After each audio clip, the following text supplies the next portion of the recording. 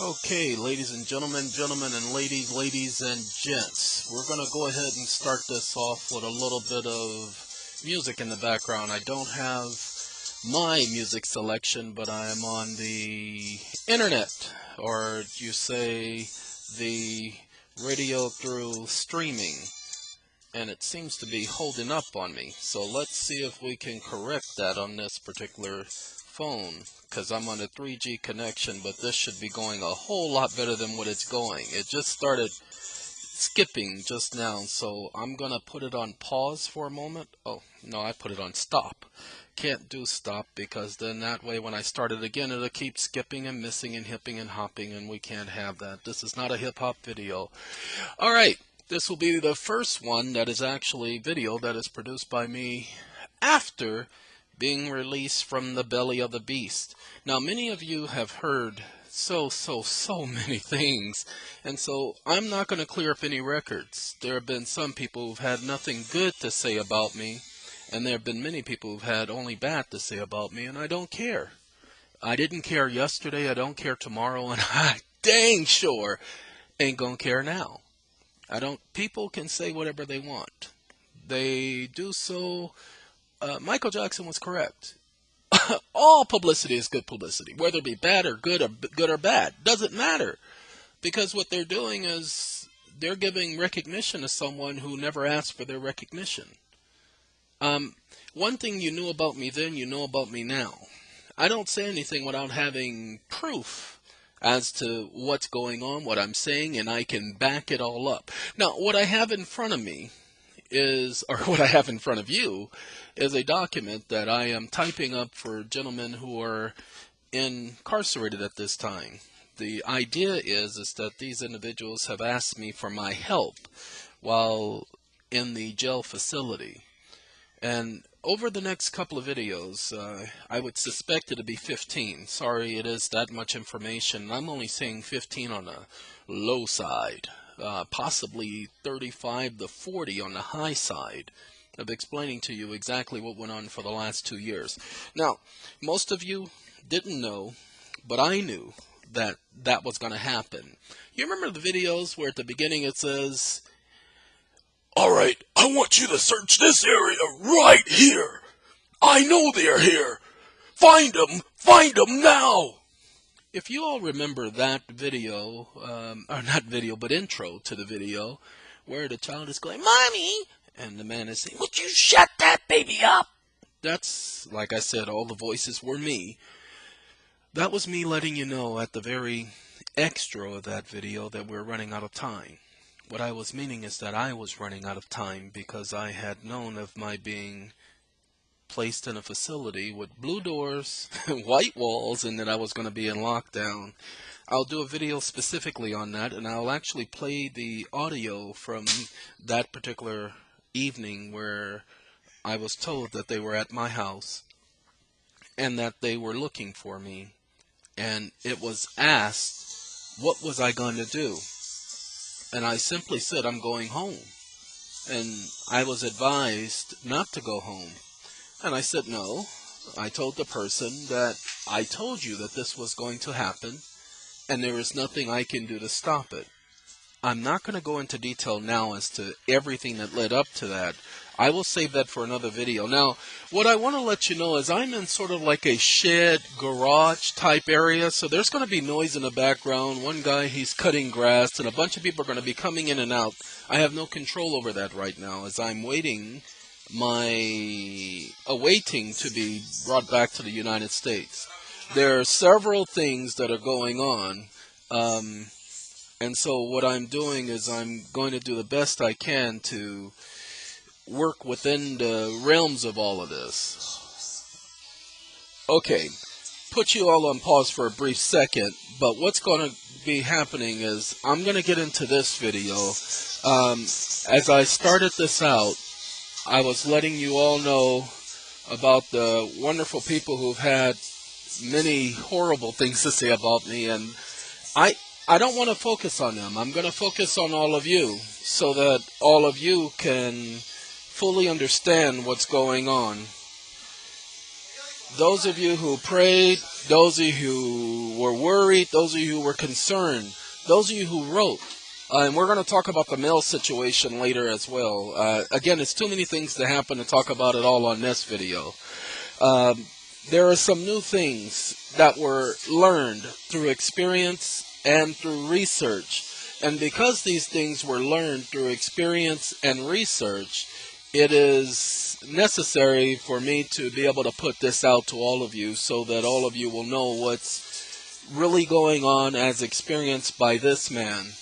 What I will first start off telling you is we tried everything from the affidavits to the I am not a corporation to the you guys are a corporation to the you have no jurisdiction. I'm challenging jurisdiction.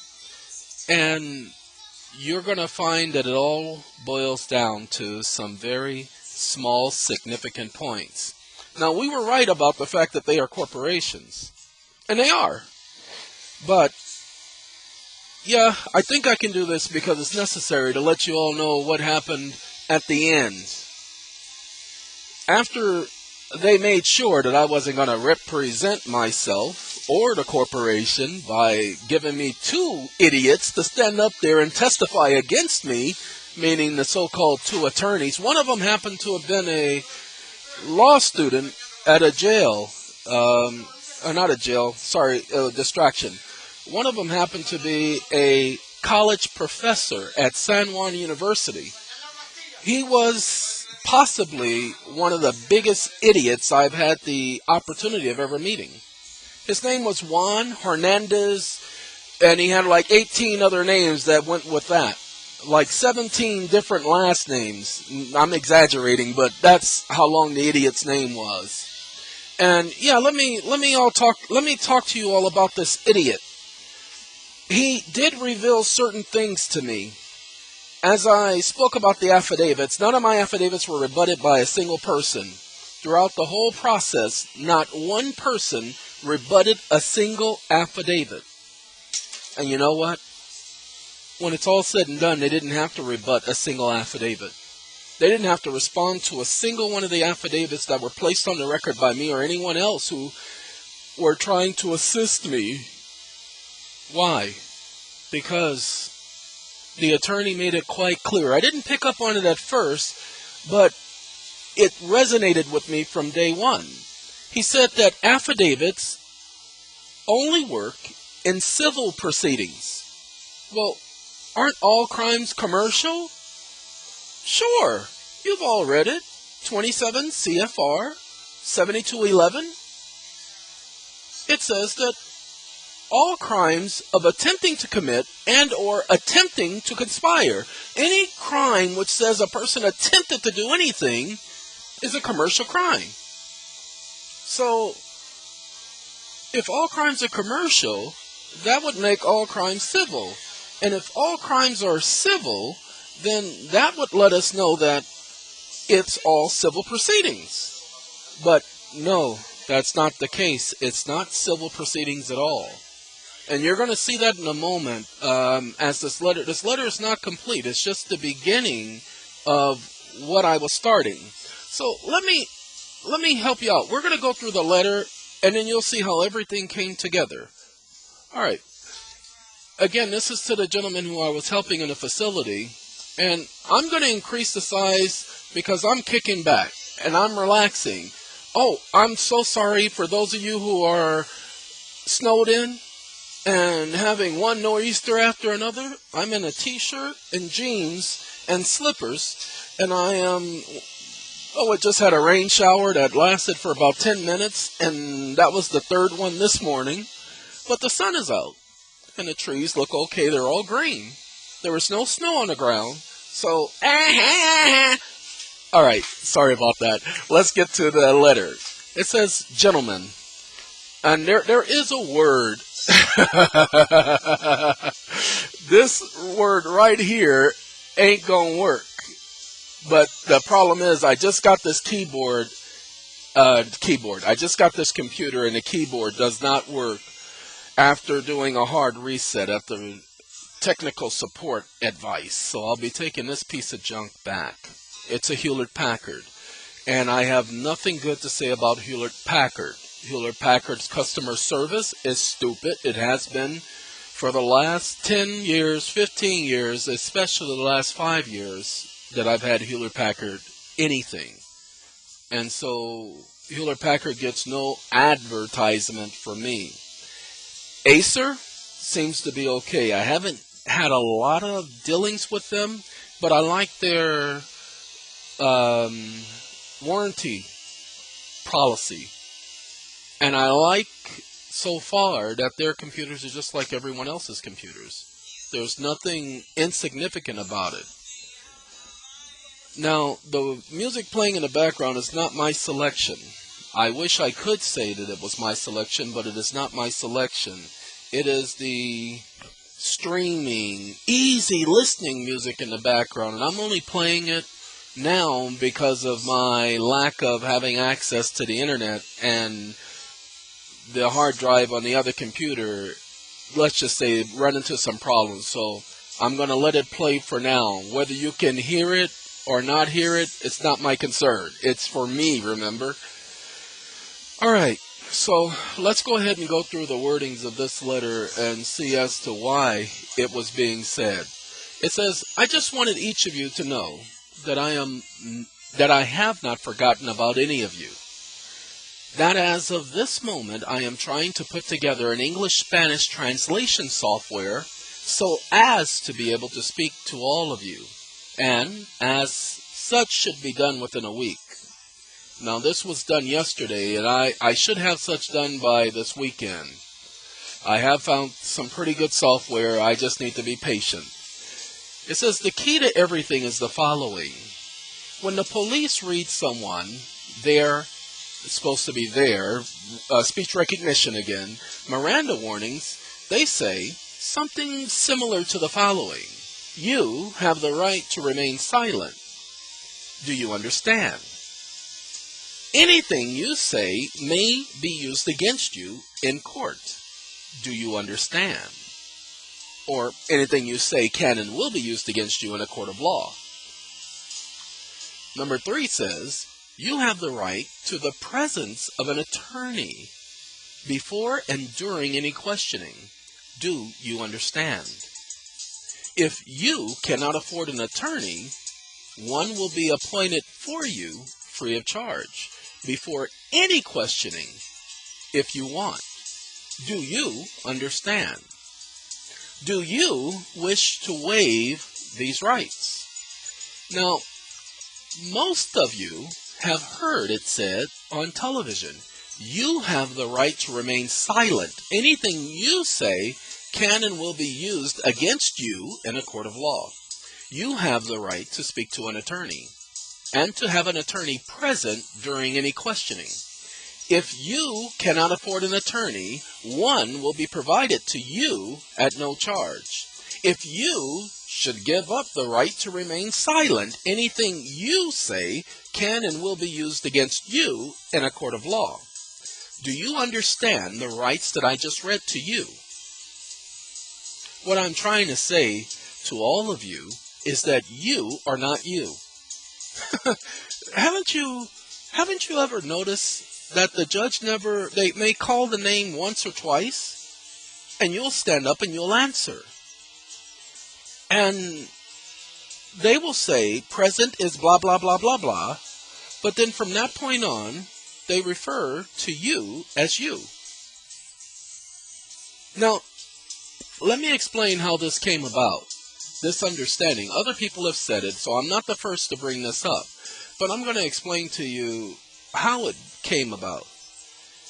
On or about February 6th, I was awake at about 4 o'clock in the morning, and I was praying to my God, Jehovah. And I said, Jehovah, there has got to be one thing that resolves everything. Instead of us having to bring up 5, 10, 15, 20, because I asked him to please help me understand the secrets of that system, that court system, the legal system.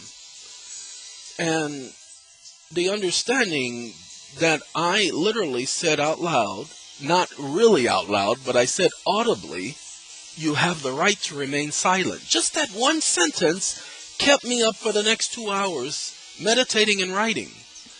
And I'm like, man, it is that simple.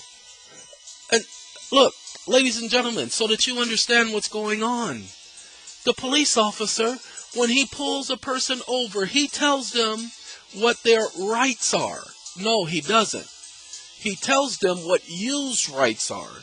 He says, you have the right to remain silent. He doesn't say, Mr. Jones, you have the right to remain silent. He doesn't say, Mrs. Marshall Clemmings, you have the right to remain silent. And Mrs. Clemmings, if you gave up that right to remain silent, then anything Mrs. Clemmings say will be used against her in a court of law. They don't do that. They read you a script, and the script specifically speaks of you. Go ahead and look up the legal definition for you. And let me remind you of Bill Clinton. When he sat on that stand in that impeachment hearing, the attorney asked him a question. I think he referred to the words, "Is that so?" Now, I'm not sure because I don't really recall the question the attorney asked. But what I do recall is Bill Clinton's response. He simply said, it all depends on what your definition of is.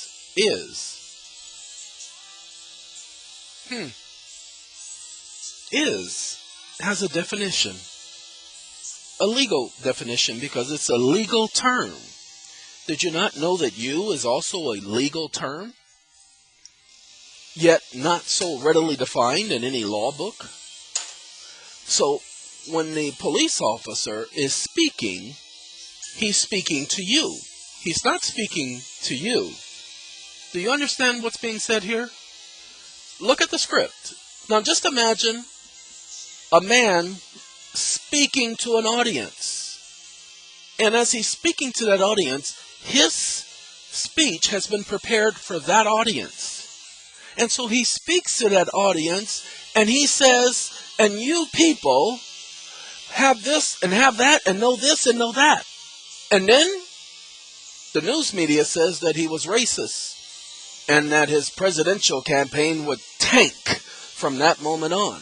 Yeah, I'm talking about Ross Perot when he referred to a group of people whom he was there to speak to as you people. And those people whom he was speaking to took no offense. But the media took offense, and they said it was racist. That he said, you people, as if he was referring to them as a separate class of people, as if he was a racist. Shouldn't that have told everyone exactly what was going on? They've been telling us from the beginning. They keep saying you. Look at the letters they write to you. They're not writing you. No, they're writing to you. Now, we need to know who you is, because all of you think you know who you is. No, you don't know who you is, and I can promise this. So let's continue. It says, when used, and we're right here. See that word right there? That's where we're starting because we ended here. So we're going to go here.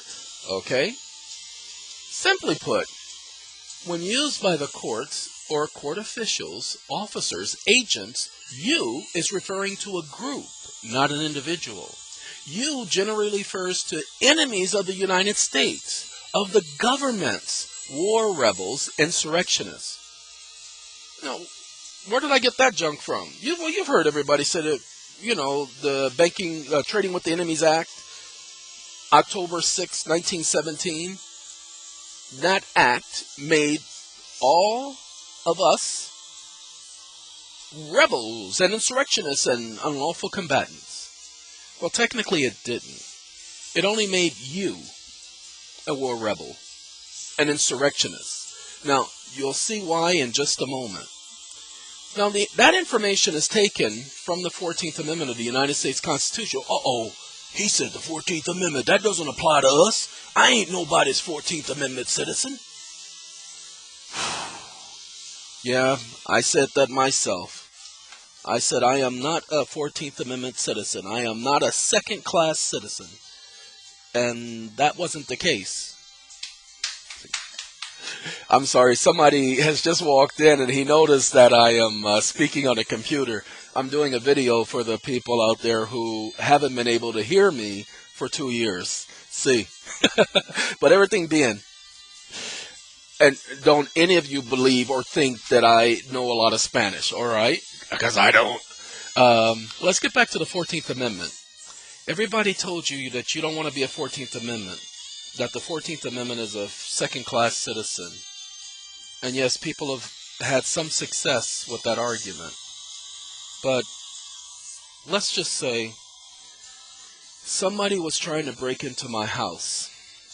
And so I went and bought one of those TV screens that look like a TV screen, but it's not really a TV. It makes it look like somebody's at home when they're not at home. Yeah, decoy. Okay, I didn't actually do that. That was just used as a hyperbole, an example. An exaggerated example, but nonetheless an example. What's going on here? Well, let me explain to you what the problem is so that you all understand what's going on. What happened, I gotta turn this down. I don't know this song, but it's irritating. Alright, what's going on here is misdirection and misinformation. Misdirection, misinformation. They immediately started telling us that a 14th Amendment citizen was an illegal party, an illegal citizen. And we believed it. We all jumped on that little coattail of that little bunny rabbit, and we also jumped on that train. Get on board, little children. There's room for many, and many more. That's what's been happening. Every time somebody comes up with a new idea, we go chasing another rabbit down another rabbit hole, thinking that he's carrying gold or he's the leprechaun leading us to a big treasure at the end of the rainbow. That we're going to get salvation somehow by chasing all of these stupid things. That's all I can tell you because it's all stupid. We were told to run away from the 14th Amendment, and we all did. I did, so much that I would not even consider a single word in the 14th Amendment because they brought us papers to prove this. People have done thesis on the 14th Amendment to prove that it was not properly ratified by Congress. Come on, you've all have heard it. That they did not do this and they did not do that. People, they've not done anything. They have not done anything. They did not do that. They did not do this. They haven't done anything. Well, we'll talk about that in a second. I need you to all drop all of that prejudice that you have, that information that you've been taught. And I want you to just bear with me and then do your own research. Because the more I listen to some of the calls and some of the videos and what people are saying, the more I say, that's not correct. That information does not equal reality. There's a lot of information out there. We have a lot of people out there claiming they know this, claiming they know that. Sorry, I gotta finish. I hate this mouse. It's a Hewlett-Packard, people. See? No matter what I do, and all I'm doing is trying to move the mouse someplace else, and it ain't letting me. Let's do that. Look at that. It won't let me move the mouse away from that corner. Uh-oh. Looks like I won't be doing it. I'm trying to go up, and it's actually going down. Yeah, it won't let me move my mouse. This is a shame, ladies and gentlemen. Nope, it won't let me move the mouse to show you anything. Ain't that about a Hewlett-Packard, ladies and gentlemen, Hewlett-Packard. What I was trying to do is I was trying to see if certain things were still on. Let me do a control. No, then we're going to have to do a control-alt-delete to see if it, nope, still won't let me move. Look at this. I don't believe this. Yes, I do. Hewlett-Packard. Yeah, all the keys I'm definitely trying to press. Okay. Now you saw the airplane mode. That's because I'm pushing and playing with some things. Look at that. It still won't let me move. All right, let's do tab. Don't y'all like that song? That's my song. Okay. And when I say that's my song, that got me through a many a days in that facility because I had an MP3 player that I was able to purchase as a result of all of you. I don't believe this, people. It ain't letting me do anything. Now,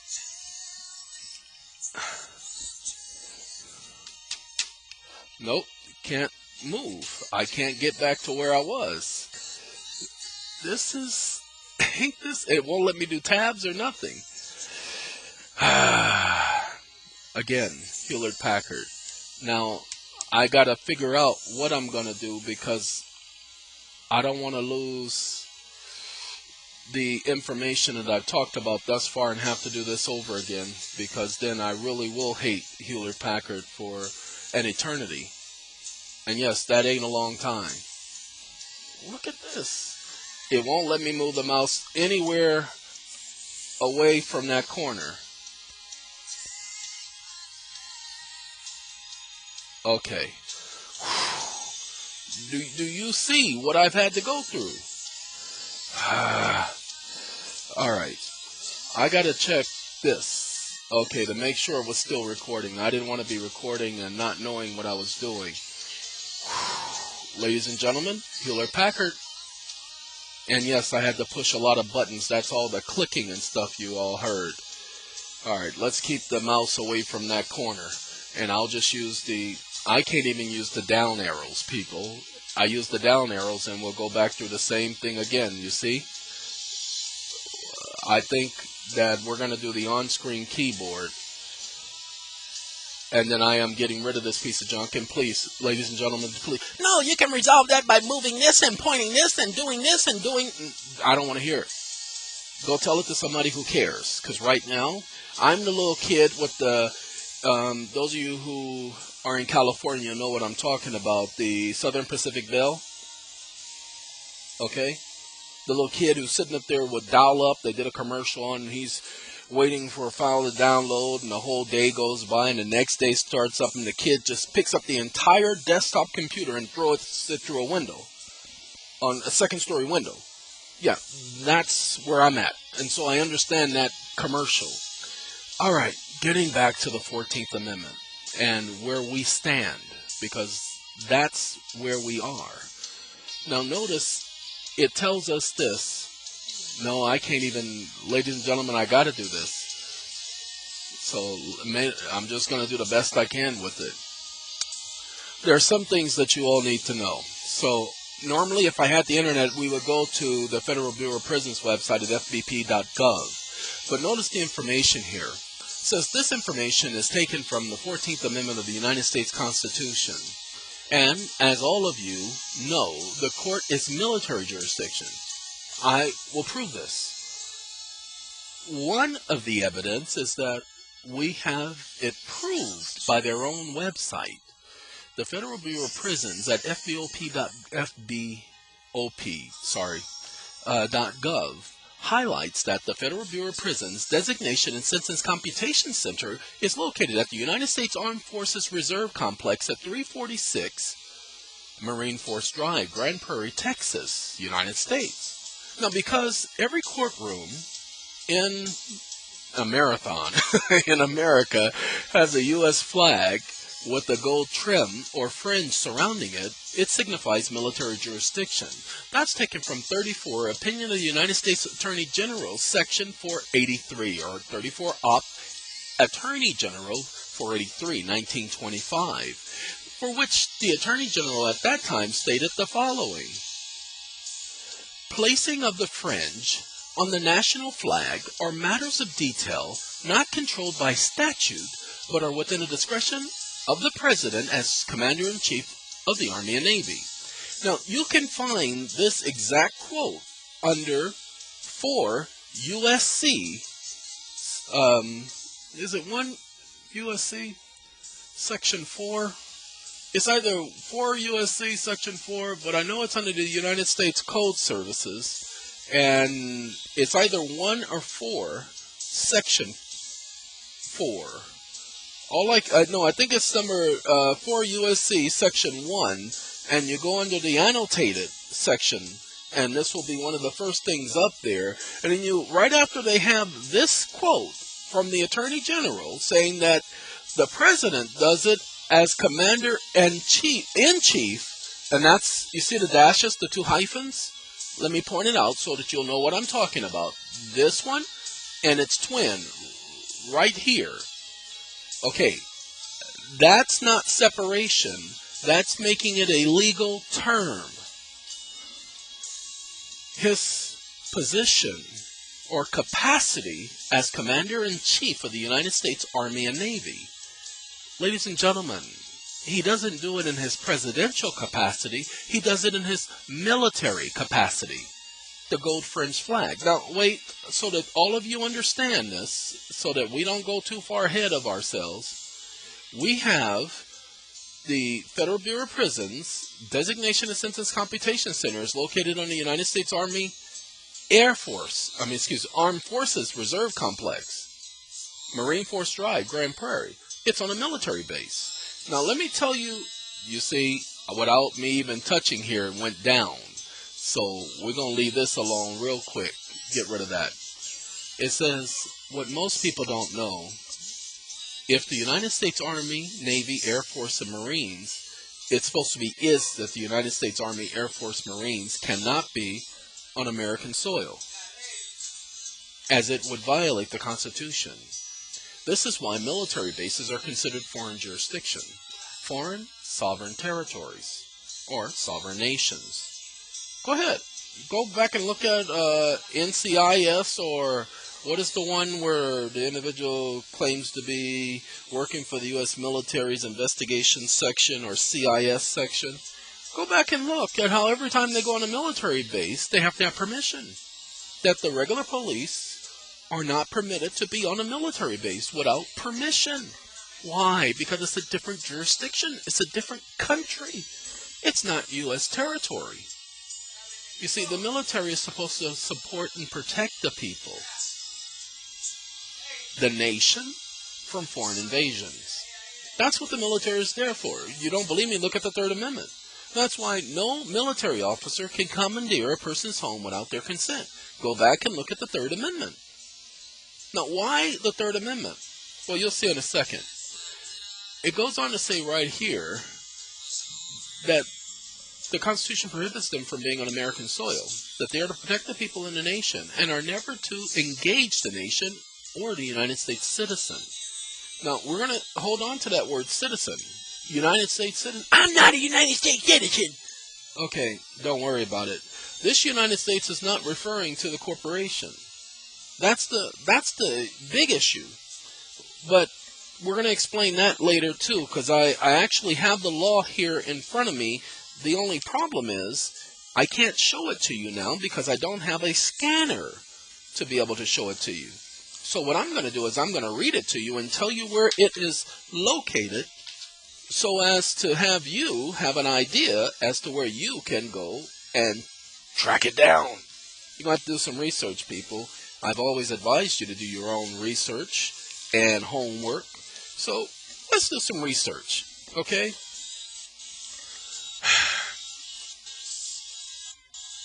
We have that they're never to engage the citizen. Now, during the time of war, the Constitution is suspended. Everybody knows that. It's martial law because the military is protecting the nation and the people. And so they are operating under what's called the law of war. Yeah, there's an actual title. It's an actual term, law of war. It's just as the law of nations is an actual term, actual laws are applicable. Well, the law of war applies. Now, I got that from the Courts Martial Manual. Now, let me tell you how to spell that, and you can go and actually look this up. I found it on the Federal Bureau of Prisons computer.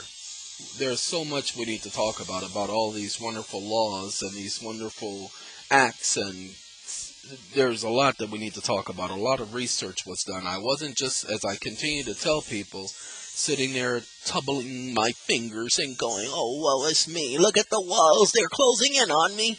None of that happened. It did not happen because I wasn't concerned about the walls closing in on me.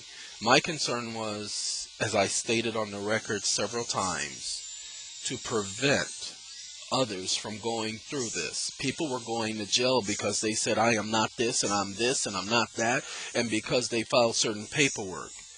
Well, that bothered me greatly. Somebody had to put a stop to that. So, because I knew, and yes, I had complete faith that I was going to end up in a facility with white walls, blue doors, because I saw it. Doesn't matter how I saw it, when I saw it, why I saw it. Just know this. I saw it. And I had enough faith to believe that it was going to happen. And it did. Not only did I know I was going to be in lockdown, like I said, we're going to talk about that a different time. I'll explain to you most of the information on what I knew, how I recorded it in writing 2003.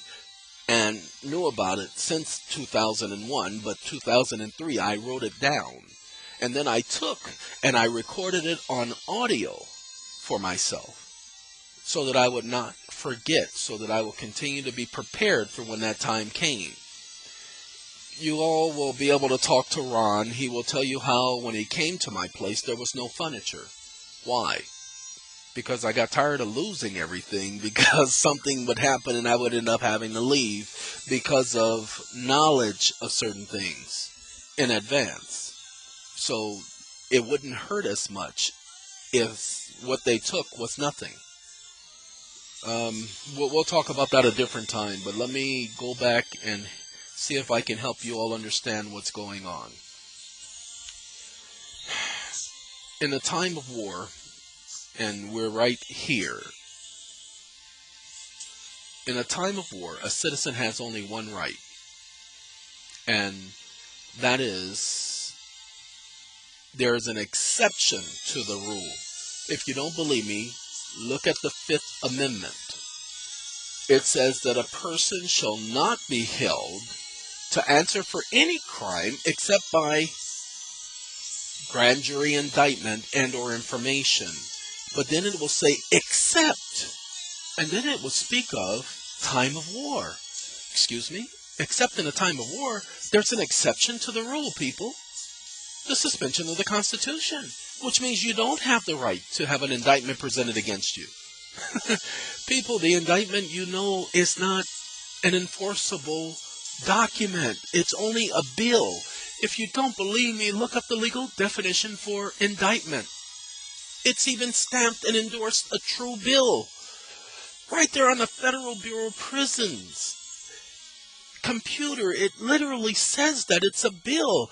It's not under true bill. No, true bill refers you to indictment. Indictment refers you to true bill, but true bill also refers you to bill. When you look up bill on the Federal Bureau of Prisons computer, it takes you down to number 5 under bill. And it says usually endorsed a true bill or indictment. Okay? It's not an indictment under the Fifth Amendment. No. It's an indictment under the 14th Amendment. We'll talk about that in just a minute. In just a minute.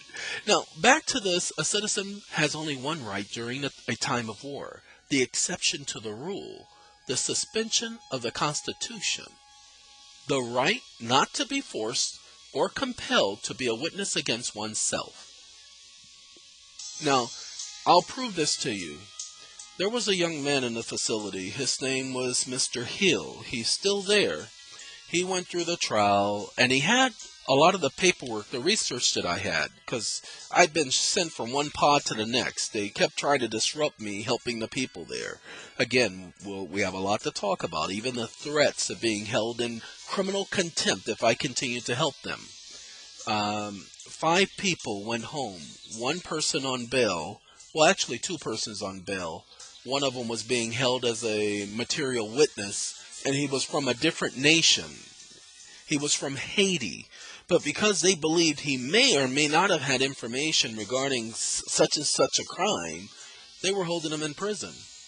And he had been there for over 9 months. And I simply wrote that even as a material witness, he has the right to a speedy disposition of anything being brought against him or against anyone else. And you're violating his right to a speedy trial. Well, the attorney could have done that 8 months prior, and he wouldn't have had to sit there all that time. But his problem is he only spoke Haitian Creole. I had met many people from Haiti, and most of them spoke Haitian Creole. Well, I know no part of Haitian Creole, but I knew enough about how to put something together, and I just told him to be patient, told him that I would write it up, wasn't going to charge him a dime. And that was my rule when I was there, that I would do the paperwork for people, but I would not charge them. However, it started out that I would look at people and I'd ask them, have you heard anything back from the paperwork that I did? And they would say, no. But what they would fail to tell me is that they never sent it off. And when I found out that one person never sent it out, I said, do you understand the amount of thinking it took to put that together? And you're holding on to it? And I'd have that translated. And I'd say, don't worry about it. No, don't worry about it. And I'd walk away. And I'd tell them I'm not going to help you anymore. Because you showed me how much help you wanted by not appreciating the effort that went behind the attempt to help. Well, I started charging people. I charged them $30. I figured, yeah, I'll charge you $30. I didn't care about stupid $30, but I figured if they're going to waste my time, I'm going to make it cost them. Well, that didn't work either, because even with the $30, they didn't appreciate the amount of effort. So I went to $60. Man, they still did the exact same thing. Now remember, there are 120 people in most of these pods in this facility. And so we went from 30 to 60. Still horrible. So I went to 90, and I promised myself I wouldn't go above 90 because many of these people couldn't afford the 30 to 60. But I had to charge them something so that they would appreciate what was going on. Well, now they started actively appreciating. There was one gentleman, his name was Jose. Jose came to him, he says, you know what? Everybody else is telling me that you don't know what you're doing, that the attorneys are saying that you're crazy, that you're out of your mind. And he says, but I think you know what you're doing. He says, and I'm going to trust you. And the first thing when I wrote it out for him, I said, all I can tell you is I will do the best I can. I can't make any promises to you. But he says, no, I trust you. I said, okay. So I looked at his paperwork. I wrote a response to the court regarding what was there, because my issue is attack the evidence. That was what I learned. That's what I was taught. Attack the stupid evidence. Now, we all know there's no evidence, but no matter what, if it's military, commercial, doesn't matter the jurisdiction, everyone is due the right to redress and the right to due process. You cannot get rid of due process. Due process is a necessity. It is necessary, absolutely. No one can be deprived due process of law. No matter if it's law of war, law of nations, law of nature, due process is mandatory. Okay, with due process being mandatory, let's find out what's going on here so that we get it. I just said that in his case, as I went over the paperwork, he explained, because I told him I don't need to know all the other junk. I just need to know what happened the day you were arrested with the police. He says, well, we were standing in the middle of the street talking next to the cars in front of one of the homes, and the police pulled up and decided they were going to search everybody. I said, really? I said, what were you guys doing? Was anybody smoking any weed or holding any guns in it? He says, no, we were just talking. He says, well, the police, they searched me and they found a clip for a machine gun. Now, here in Puerto Rico, all guns are not made or manufactured in Puerto Rico, so they are brought in through interstate commerce. So interstate commerce is a violation on every plea agreement, or not plea agreement, indictment in Puerto Rico, and plea agreements as well, saying the person violated interstate commerce. Well, my logic was it can't be a violation of interstate commerce because once somebody takes possession of something, there's no longer an attachment to commerce. But they are bringing up these cases saying that it's all commerce, that Congress maintains and secures the property throughout its life, whether it was purchased 20 years ago or 100 years ago. Congress still has the right to regulate it. And I said that's not true. I said to the courts, as I put on the paperwork, that if Congress had the right to hold on and maintain ownership of all of this, then that would deny the people their right to property. And the right to property is one that's secure. Look at the Third Amendment. It says that no military officer can even come in and take possession or quarter himself in your home without your consent. So even interstate commerce is a consensual issue. And many of them were trying to ignore that. We'll get into that conversation later and how it played out. But he told me that they found a machine gun clip, which here carries 7 to 10 years at the minimum end. Just the clip. But when you have the machine gun, we're talking about 10 plus years. All right. So he didn't have the machine gun on him. He just had the clip. So what happened next? Well, the officer asked him where was his car. And he says, I don't have a car. So the officer takes his keys and he sees that there's an alarm remote on there. And so he's pressing the alarm remote, but Jose said, but see, my alarm remote, you have to really push on it because it doesn't always work. The battery was low. And he said the officer just kept pushing on it, and he finally got the car to chirp, chirp. And he went to the car and he found the machine gun and the other clip. So now he's got a machine gun and 2 clips. And it's not just any machine gun. This is a machine gun, and it's been modified. I'm sorry. I got a stupid commercial on the internet. I don't want to, well, I'm going to have to let it play, but I'm going to turn it down so that we can get through that stupid commercial. Anyway, he tells me that the officer had to push it several times. He found the machine gun and the clip, and now he was looking at the minimum end, 10 to 15 years. I said, don't worry about it. I said, I'll put something together. And so I worked out this thing, and the first thing I did was I suspended the power of attorney. You see, what the judges were doing is they were appointing these attorneys to people, and they were assuming full power of attorney. Now, any of you who've heard me talk about power of attorneys, and those of you whose mortgages I was working on, please bear with me. I'm not in a position yet so that I can accomplish what I was trying to accomplish, but I can assure you, you're not in the dark, that I am still working on that. I did not have anybody to work on it as diligently as I would have. Ron attempted to contact some of you, but he didn't understand the relationship we had. And so what I'm going to do is I'm going to jump on that as soon as I make it back to California. And I'm going to need your help, each one of you who had those mortgages, because as you know, I took care of the administrative process. I notified all the banks, sent them all the paperwork, and I was getting ready to send you back your flash drives with all of the proofs. But the problem is, when this happened, I was supposed to do that the following day. And you all know that when you're planning to do something, something always steps in and interferes. Murphy is my best friend. He lives in my back pocket. So I am still there for you. So please do not give up on me, because I will keep my word. I gave my word and I will keep it. As I told you, the lesson I learned from my father is a man is nothing without his word. Okay? I will keep my word. All right, getting back to Jose. I filled out something, and he came back and says, this ain't going to work. And he said his attorney went through all the pages until he got to the end. He says, okay, I might be able to do something with this, but the rest of this stuff is bull. I limited his power. As a matter of fact, I didn't just limit it. I suspended it at first. And then I did a notice of change in terms of agreement.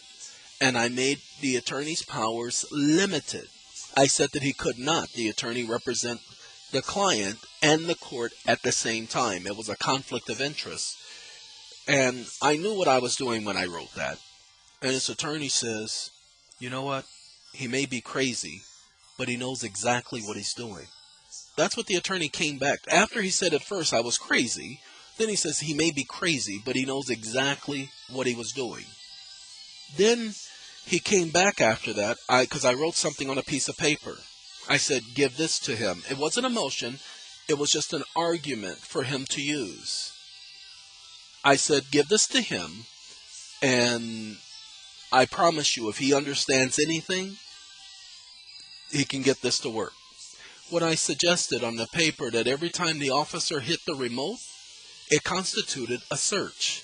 And because he had no probable cause to search, just having a clip on him does not, or even having a remote with keys, doesn't mean he has a car. Just because you have a set of keys doesn't mean, and one of them looks like a car key, or an ignition key, or a door to a car or automobile, doesn't mean, oh, and we're going to get on those words on automobile and traveling and driving. Please stop getting hung up on these stupid words. They don't mean anything. They only mean something if you give them a reason to have meaning. We'll talk about that later too. Well, the attorney understood that every time the officer hit that key, he understood exactly what I was saying, that it constituted an illegal search, and he hit it at least 7 times, so that made 7 illegal searches. And 2 months went by, and nothing. And the attorney came back to him, and he says, they're offering you time served. And he says, man, do I take time served? Because by this time, he had only done 7 months in jail. So he says, do I take the time served and go home? Because my wife, she's pregnant, and she's getting ready to have a baby. And I want to be there for when she have a baby. Yeah, everything's all right. I'm just doing a video letting the people know. Okay. And he says, I want to be there when the baby is born. But man, I'm really thinking I should not take the time served. I said, that's your life. I can't tell you what to do. All I can tell you is what I would do. I didn't do anything wrong. And if that's the case, then I would never do time served. And I said, why are they offering you time served when the minimum you could do is 10 years? And your attorney even told you the best you could get was a 10-year plea agreement. And now they're offering you time served? Why? I said, so. He says, no. I trust you. I have faith in you. So I'm not accepting it. I said, that's up to you. I said, but just be patient. Give the paperwork time to do its job. And that's what I told him. Give the paperwork time to do its job. He and I were also talking about the Bible. You guys, there are certain things that amaze me here. First, the Bibles here in Puerto Rico, the ones that are in Spanish, have the name Jehová. The Spanish pronunciation of the word Jehovah. Throughout their Bibles, from beginning to end, the word Jehovah it floored me, because in the States, most of the Spanish Bibles are the international version, which they've taken the name Jehovah completely out and replaced it with titles of Lord and God. And I don't care about all of you out there who claim that that's not God's name, that he doesn't have the right to name himself. That's the name in the Old Testament, or that's the name Jehovah's Witnesses invented. Vegeta! I'm sorry. Oh, I got some stories to tell you about Kakarot and Vegeta and Gohan. So we'll definitely talk about those episodes later. I got to have a celly to which we had our Dragon Ball Z episode, and we created new episodes to Dragon Ball Z that was ad-libbed on a daily basis. We'll talk about that. Not all the days were bad days, and not all the cellies were bad cellies, and not all the experiences were negative experiences. But getting back to the issue of why I brought up the fact that he and I talked about Scripture, they had a chapel. In each pot, there's this room, and it has Bibles and chairs and even a podium for which to have a person to get up there and speak to the congregation, as it were. And I would tell him, you're not going to find Jehovah in that room. He's not there. He says, what do you mean? I said, each of those people just came from the streets. They just came from a place where they were violating God's law. Not man's law by itself, but God's law. And now they leave from the streets and they come in there and they start preaching to the congregation as if anything they say has meaning. Well, no, they're just giving testimonies. Testimonies of what? Testimonies of hypocrisy? Excuse me. Night and day, you can't do that. Did not somebody say that every tree that produces rotten fruit will be thrown into the fire? That you cannot get good fruits from a rotten tree, because a rotten tree cannot produce good fruits. So if they were rotten yesterday, how in the world are they now going to be able to produce good fruit? You need time to get rid of the part of the tree that is of no use and trim it. Take a branch from it that is valuable and replant it, and then take that rotten part and throw it into the fire. That doesn't happen overnight. So I told him he's not up there. And so what we started to do is I started to show him in his Bible what the Bible actually said, opposed to what he had been told. I told him the Bible is written in a unique way, and all of you can test this out. I said there's a rule that at the mouth of two or more witnesses, a matter is firmly established, that no one could be held or be found guilty on the voice of one witness alone, and that the witnesses would have to agree with each other in order for him to be deemed to have violated any law or agreement or be found guilty. Well, the Bible is written on the same principle. Many of you know Jesus. He said, if two or more of you are meeting together in my name, know that I am there also. That's the rule.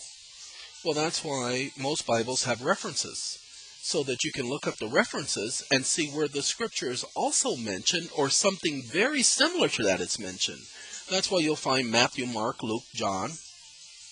Jesus is quoted, and everything that he says, one of the other Bible writers speaks of it. One of the other gospel writers, gospel meaning good news writers, or the gospel of the Lord Jesus, Matthew, Mark, Luke, and John. One of them refers to it. There are exceptions, such as Lazarus' death. No one else speaks about that except John. But however, every point of Lazarus' death, everything that Jesus says is referred to in other scriptures.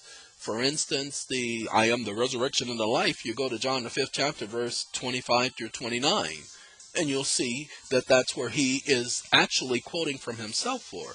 But then to find out where that whole thing comes from, it takes you back to Daniel the 12th chapter, where it speaks about Daniel waking up or standing up, or where in the last days that the prince of the people, God's people, would stand up and he would bring or cause to come back to life those who had died. So everything in the Bible is verified not by one scripture, but by two or more scriptures.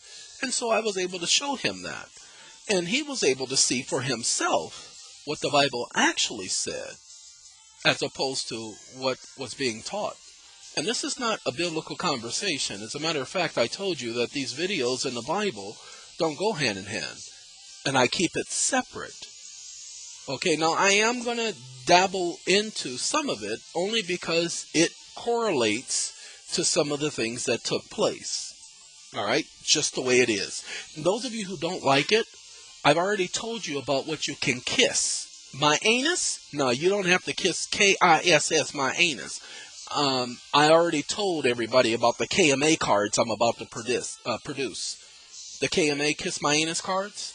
Yes, I'm going to produce a card for everybody who doesn't appreciate me, and I'm going to start handing these cards out. Now, I'm going to have to produce probably, what's the population of the world now? Almost 8 billion. So I'm going to produce about 8 billion of those cards so that I can just hand them out to every person and have them at the ready so that nobody will ever be able to say that I did not acknowledge them. Okay, because that's what basically, I'm still the same person. I have not changed. The only thing that I have acquired is a better understanding of man. I now understand why, according to the Bible and according to the God that I serve, why so many of mankind will die, will be destroyed, will be lost, because man is worthless. And the more I am around man, the more worthless I see he is. Oh, come on, you're being too negative. Yes, there's some good qualities in man. Man is hospitable, he's loving, he's caring, he's merciful, but he's also violent, prone to fits of anger, prone to being disobedient, not only to one's parents as they grow older, but to their own selves. Now, how can a man be disobedient to his own self? How can a man think violence all the time? I don't know, but I see it every day. Even in the current environment that I'm in. Just sitting here waiting. I'll tell you all what I'm waiting for later so you'll understand why I am where I am. And it has nothing to do with the system. I've gotten off on a tirade there. So let's travel back to this whole story. Myself and Jose had our conversations about the Bible. He even, one day, I'm ready to talk with him about his case. He says, no, I don't want to talk about that today. Whatever happens with that happens. I'm not concerned about that. He says, I want to talk about this. And he had his Bible in his hand. He says, because what I've been learning, I'd never known before. And this is more important. I said, I've been waiting for you to say that to me. And we went outside and we talked for an hour. A week later, he says, my attorney tells me, he says, don't sign, no time served. He says, I think, his attorney says to me after he got the note, I think I can make this case go away.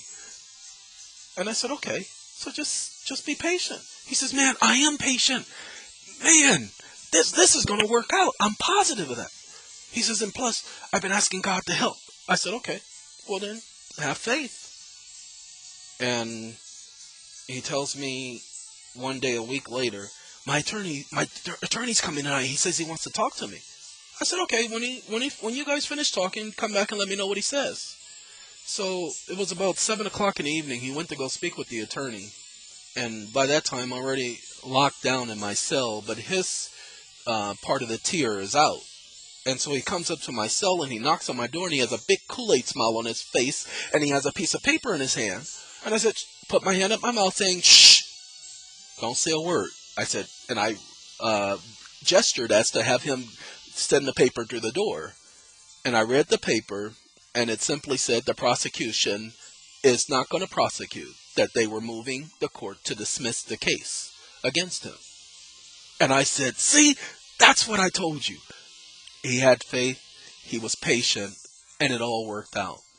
That man who was looking at 10 to 15 years at a minimum only did 9 months, and he made it home just in time to see his child born. Now, it took him 7 days to be released because they claimed they didn't get the paperwork from the court. And of course they were mad because he had assistance from me and they couldn't stand the fact that I was helping those people in there receive. When I first got to that place, there was despair everywhere. Everybody was just existing, just waiting to sign a plea agreement so that they could do their 10, 15, 30, 40, 60 years, maybe 5 years, maybe 7 years. That's all they were waiting for. Everybody there was signing pleas because they thought that's the way the system worked. But now there was somebody in there telling them, no, you don't have to sign no stupid plea. And you can fight this. You don't have to just sit up here and take what they're giving you. I started seeing people having hope. There was enthusiasm now. Now everybody wanted me to take a look at their case. And I told them, I said, no, there's too many of you. I said, don't you understand, if I start doing this for all of you, then it won't work.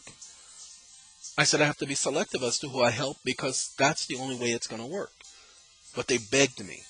And so we started mass producing motions and, of course, mass producing affidavits, and it didn't work for everybody. But the truth was, it wasn't supposed to. The paperwork was going to work for those whom were deserving, those who truly were innocent. Not innocent of what they were being charged with, but innocent as far as the system was concerned. We all reap what we sow. Had Jose had really been a violent person, had he had used his machine gun to actually kill anybody or shoot at anybody so as to cause death, then it would not have worked for him. And he had assured me that he was not involved in that type of life. Why did he have a machine gun? I never asked him. I just made it clear to him that we all reap what we sow, and we do not get to choose how we suffer consequences. Will he carry a gun in the future? I doubt it. I doubt it very seriously. But if he did it once, he'll do it again. I don't know. I tend to have a little bit of faith in people. Not a lot, but still a little bit of faith. Now, why did I tell you about him? Well, being forced and compelled as a witness against oneself is what it all boils down to. Ladies and gentlemen, you have the right to remain silent and not to be a witness against yourself. So let's go back up here so that you can understand what's going on. What's really going on. I need my paragraph right here, the one in parentheses. Most of you have heard it said on television, you have the right to remain silent. Anything you say can and will be used against you in a court of law. Anything you say can and will be used against you. But don't you all go into court with an attorney? Doesn't he speak on your behalf? So anything you say or your attorney says can and will be used against you. Yeah, that's right. So, and I'm going to tell you what's going on. Mr. Hill I told you about, he was from the island. I think it was St. Thomas on the Virgin Islands. And Mr. Hill, St. Thomas is a mostly English-speaking island. Reggae, that type of thing, with the Bob Marley thing going on over there. But Mr. Hill told me that he had hired an attorney. And when they had the probable cause and bail hearing, the attorney sat there and didn't say a word, didn't challenge a single thing that was being said. And Mr. Hill is like, man, why aren't you saying anything? And he just put his hand like, slow down. Whoa, wait a minute. Just be patient. He gestured for him to just calm down. And the whole hearing went through and the attorney didn't say anything. And Mr. Hill was upset because the attorney said, no, we have nothing to say as of this time, Your Honor. And Mr. Hill got upset and he ordered his attorney to file a response. And it wasn't until the attorney said to him, he says, Mr. Hill, you only have one right in the courtroom, and that is your right to remain silent. You have no other rights. Mr. Hill didn't get that. He didn't get that until the morning I understood simply, you have the right to remain silent. That's all that popped in my head. You have the right to remain silent. And when I broke it all down, I'm like, man, it really is that simple. But he told me this the same morning that I understood after praying to my God, you have the right to remain silent. That's the only right you have, even in a time of war, is your right to remain silent. It's the only right you have. Now, you have the right to talk. That's the First Amendment. That can never be suspended because Congress can never make a law which obliges you of that right. But you're in a military court. Go ahead and do this for me, all of you. Go online and Google and type in courts, C-O-U-R-T-S, hyphen, and that's courts plural, hyphen, and don't put a space between the S and the hyphen, and right after the hyphen, put Martial, M-A-R-T-I-A-L, with no space between the hyphen, just like you see Commander-in-Chief, right here. Well, that's how you're going to write courts martial, Not courts martials with an S, but courts, plural, hyphen, martial, singular. And do 2012 manual. See, it's called the Courts Martial Manual of 2012. And just look under jurisdiction, and you're going to find out that courts martials can take place anywhere. It could take place at the tip of a pen, at the tip of this mouse here. The jurisdiction is anywhere and everywhere. So challenging jurisdiction does you no good, because they have jurisdiction to conduct courts martials, anytime, any place, anywhere they deem choose. Okay? They can do it, and they don't need permission to do it. No, what do you mean, why they don't need permission? Well, let's do this. Let's go down so you can understand what's really going on. Now, I know it took me a long time to get here, but y'all know me by now. We gonna take a journey. We got 35, possible 40 videos to do to take this journey. It was 2 years of y'all not hearing me speak directly to you on computer like we're doing now. So I want you all to be patient with me, because we gonna take a trip, okay? Now, we're gonna go here. It says, and yet, that is the first thing one is told, that they have an object of, what is told that they have the right to not be a witness against yourselves. And the attorney, that's what he does for you. He speaks. And I got to go back over this wording to find out what I was thinking when I wrote this. Who was not... Oh, okay. See, the attorney speaks in your behalf.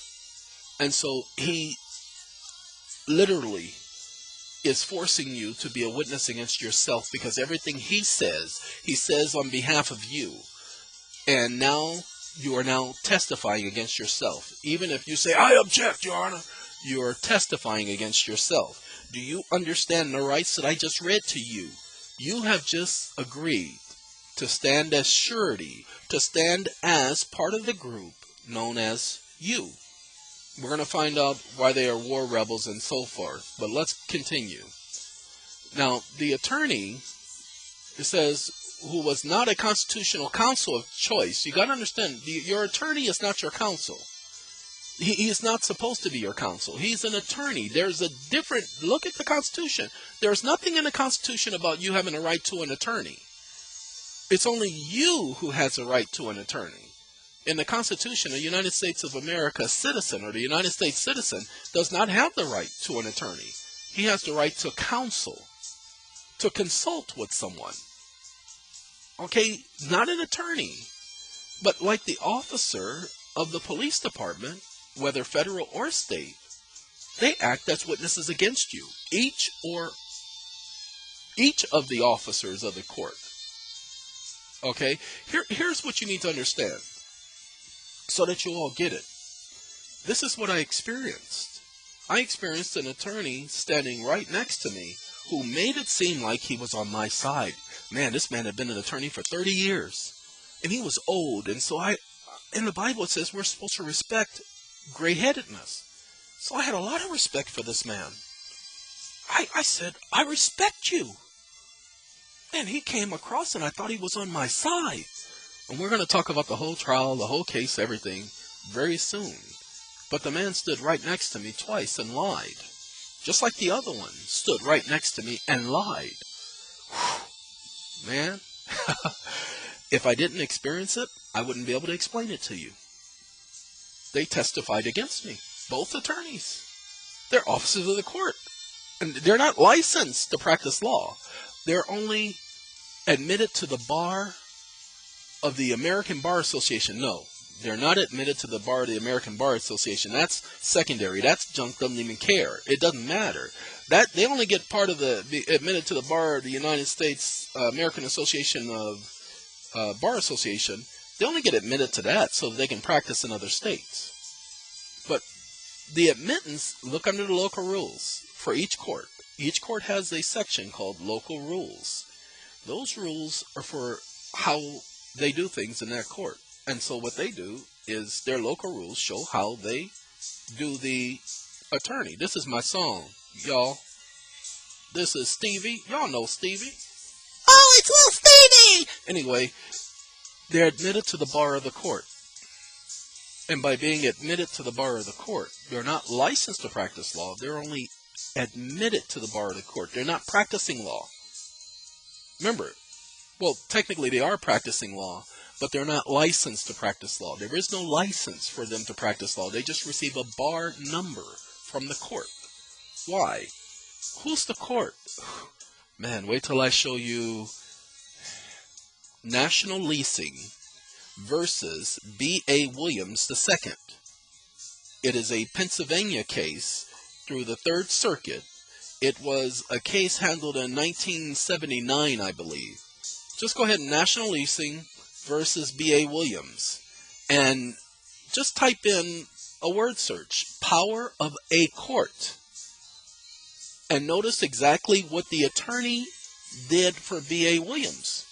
The attorney for B.A. Williams, who was defending him because there was someone claiming that he owed them money, National Leasing Company. And the attorney went to the clerk and got a default judgment issued against his own client. And the Third Circuit Court of Appeals said that the attorney had the power of a court to get a judgment against his client, and that he gave to the clerks the power of a court to issue such a judgment against his client. You're going to love it when you find out that you're the one giving the court its power, because you have volunteered to put yourself through that process. Whether you think it's a civil case or a criminal case or a military case, doesn't matter. Anytime an attorney is there speaking for you, any evidence you introduce is being used against you, not for you. Then you're going to ask me, well, how do we stop all of this? We'll talk about that in a moment. Just be patient. What I want you to do is understand what's going on here so that you know, not based on what other people have thesis that other people have done. Again, I tested the entire system from beginning to end. That's what I've been doing. Okay? All right, let's finish. We're going to go here. It says, the moment you agree to the rights that were just read to you, you say that you understand. You just became, by your own words, you. It does not matter whether you agree. This has nothing to do with anything other than you agreeing to be you. It's that simple. See, it doesn't matter whether or not, that's not true. No, I am. Blah, blah, blah. You can do all that yapping and just go ahead. Walk in the court and say, no, I didn't agree to be you. Yes, you did. When you spoke up, when you said you understood. Do you understand the charges I just read to you? Yes, Your Honor, I understand. You keep agreeing to being you. When the attorney talks, he says, and you did this, and you did that, and you did this, and you did that. Go back and look at all the cases. Go back and look at transcripts of cases. You don't believe me? Go back and look at sentencing hearings and see how you or the defendant. Now, we're going to find out why the defendant and you are synonymous. All right. It says, so the rule is stop agreeing to be you. You simply say that you do not understand, that you have a name, and that if he or she, that if he is or she is going to be addressing you, then they need to address you by name and not some general class. It's supposed to be classes of people. Now, I have a name. You will address me by my name. I mean, that's what I would say. Right here. That's where we are. I have never been you. I have never agreed to being you.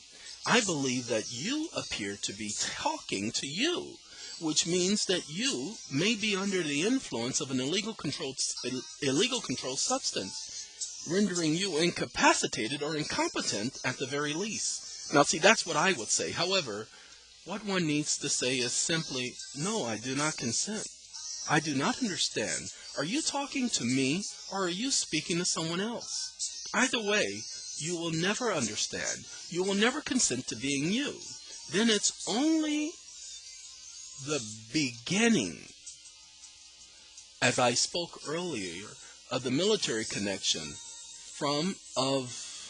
um, excuse me, it's supposed to be some of which we'll cover in a little bit in depth. See, it says inept, so I have to take care of the speech recognition. I haven't programmed it. I just started speaking, and I'm going over it for the first time. Now, I want you to notice something. The following numbers are only a small sample of proof that the United States military is a private for-profit corporation, or corporations. These are the Army, Navy, the civilian section of the United States military. These are the majority of their EIN numbers. Go ahead and copy them down. You see the video? Wait, no, because some of y'all can't see. Some of y'all as blind as a bat, okay, in the middle of the morning. Sorry, they use radar, so that's why they're blind. Anyway, where are we going? I don't see where my mouse is. There we go. Got to get back up to my EINs. All right. Now, these are EIN numbers, and they're taken from the federal withholding section, where you can find the federal tax withholding section. Okay? These are their numbers, so go ahead and write them down. They're simple. Many of them are following right behind each other. And to see the ones that end in 0000, those are the ones that should be of most import to you, because that's on purpose. All right. Most, if not all of you, are not aware of that any time any agency of the United States engages in commercial activity, they abandon their sovereign capacity and are treated as any other corporation. A lot of you do not know why or how I think the way I do. I utilize foundational principles of law. Just that simple. The quotation just noted above is from their actual laws and is a basic fundamental principle of law or maxim of law. You may check it out in these following cases. Now, it's taken from a book called CJS. Now, most of y'all do not know what CJS stands for, so I'm going to tell you. So go ahead and write it down. Now, some of you out there have access to CJS. C stands for corpus, C-O-R-P-U-S. The J stands for juris, J-U-R-I-S. And the S stands for secundum, S-E-C-U-N-D-U-M, secundum. And SS stands for subsections 38 through 41. Now, I want you to pay attention. I put these actual case citings here. Now, not all of them was I able to find on the internet, okay, or even in the federal prison system. I did find the 317 U.S. 537. I found this one, and I looked it up. Now, the corporate address for the United States is within the United States, so it lets us know. Now, this is what it says. So those of you who are jotting things down, you can jot this down as well. It says, the United States is for some purposes, although not others, treated as a person. When the United States enters into commercial business, it abandons its sovereign capacity and is to be treated like any other corporation. Can you imagine that? Why would they abandon their sovereignty? Interesting. Now, down here, you see where it says 2B? It's supposed to be the number 2 and the letter D. So it's supposed to be F2D. Where is another F2D? That like that. It's supposed to be this, like this right here. But instead, the voice recognition picked up this, and I was in a rush yesterday, so I never corrected it. Okay? Plus, I had the mouse thing not working. Okay. Now, let me read that again so all of you get it. This is taken from those cases right there. I just wasn't able to do the internet thing yet because I don't have access. Even though it says that I have connection, that's only because of where I'm sitting. That's why I'm sitting here in this place now. All right. It says, The United States is for some purposes, although not others. My song, this is mine, Monica. For you I will. This was my girl back in the day, y'all. Anyway, I love this song. Okay. Tell him, Monica. That's my girl. Alright. Let me quit talking about Monica. Okay. I know you're thinking, I thought you were gonna play oldies. Y'all better keep thinking, because something's wrong if y'all ain't thinking. Y'all go ahead and keep thinking and stop thoughting. Alright, the United States is for some purposes, although not others, treated as a person. When the United States enters into commercial business, it abandons its sovereign capacity and is to be treated like any other corporation. So why did I show you all of this? Because nobody else has been bringing this up as an argument. And I'm going to say, I will. I've done it. And when I did it, let's just say things worked out. These are EIN numbers. When you look at the Comprehensive Annual Financial Reports, CAFRs, or their comprehensive tax records, you don't have to call it CAFRs. Do not call it CAFRs. It's too complicated because since 2009, the proof of their private ownership is in the reference and note ledger section. So don't Clint Richardson. Okay? Clint Richardson. YouTube. Look up his name. He did a video on corporations. That's my boy. Okay? That's my boy. Why am I saying that? Because I got a special thing. Now this is mine. None of y'all can have it. Give me a second. I'm on my phone. I need to go to my notes. Yeah, just like they have notes, reference, and ledger section, I'm going to my notes section on my computer. I just need to let y'all know that this is my saying. I created it. It's mine. Because some people got mad when I said, that's my NIGGA. So I'm going to do it better now. I'm going to say, that's my NI, gangster letter A. From this point on, that's what I'm going to say. I spawned it. I shall carry it the full term. I waned it.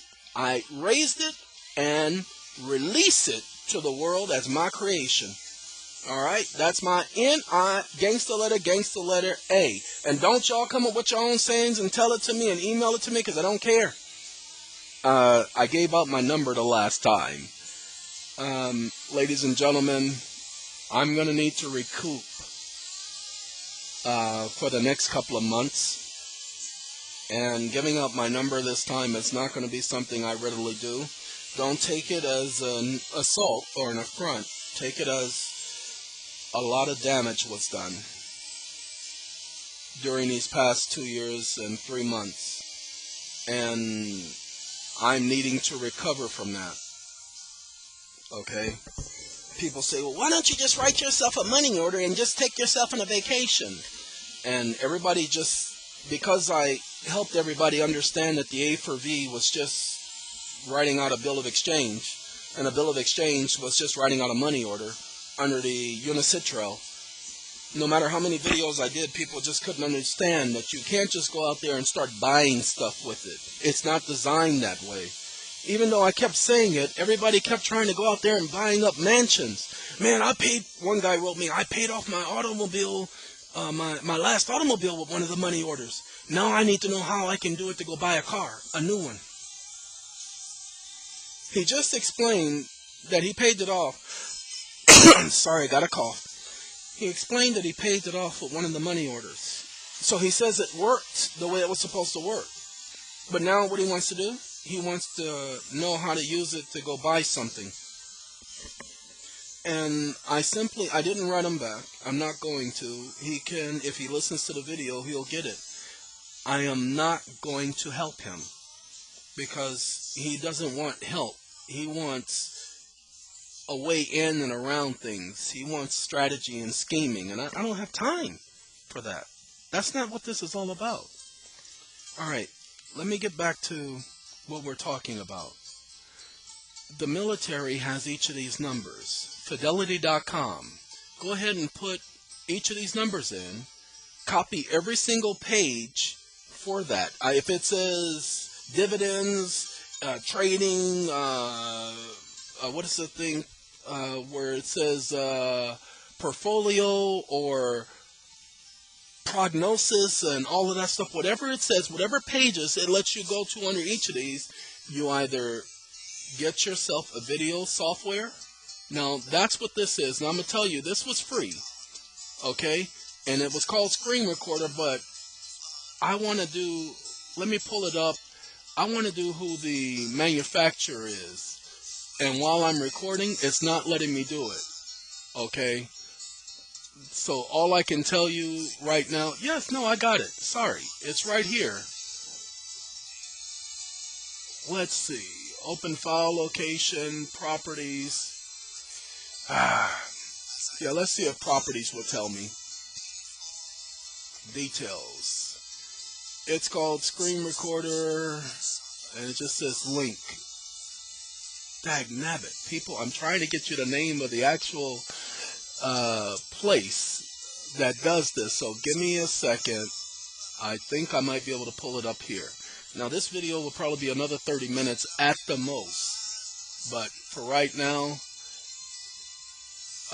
it's not this one, or could it be that one? You know what? I think it is this one. I think it is LSTIM.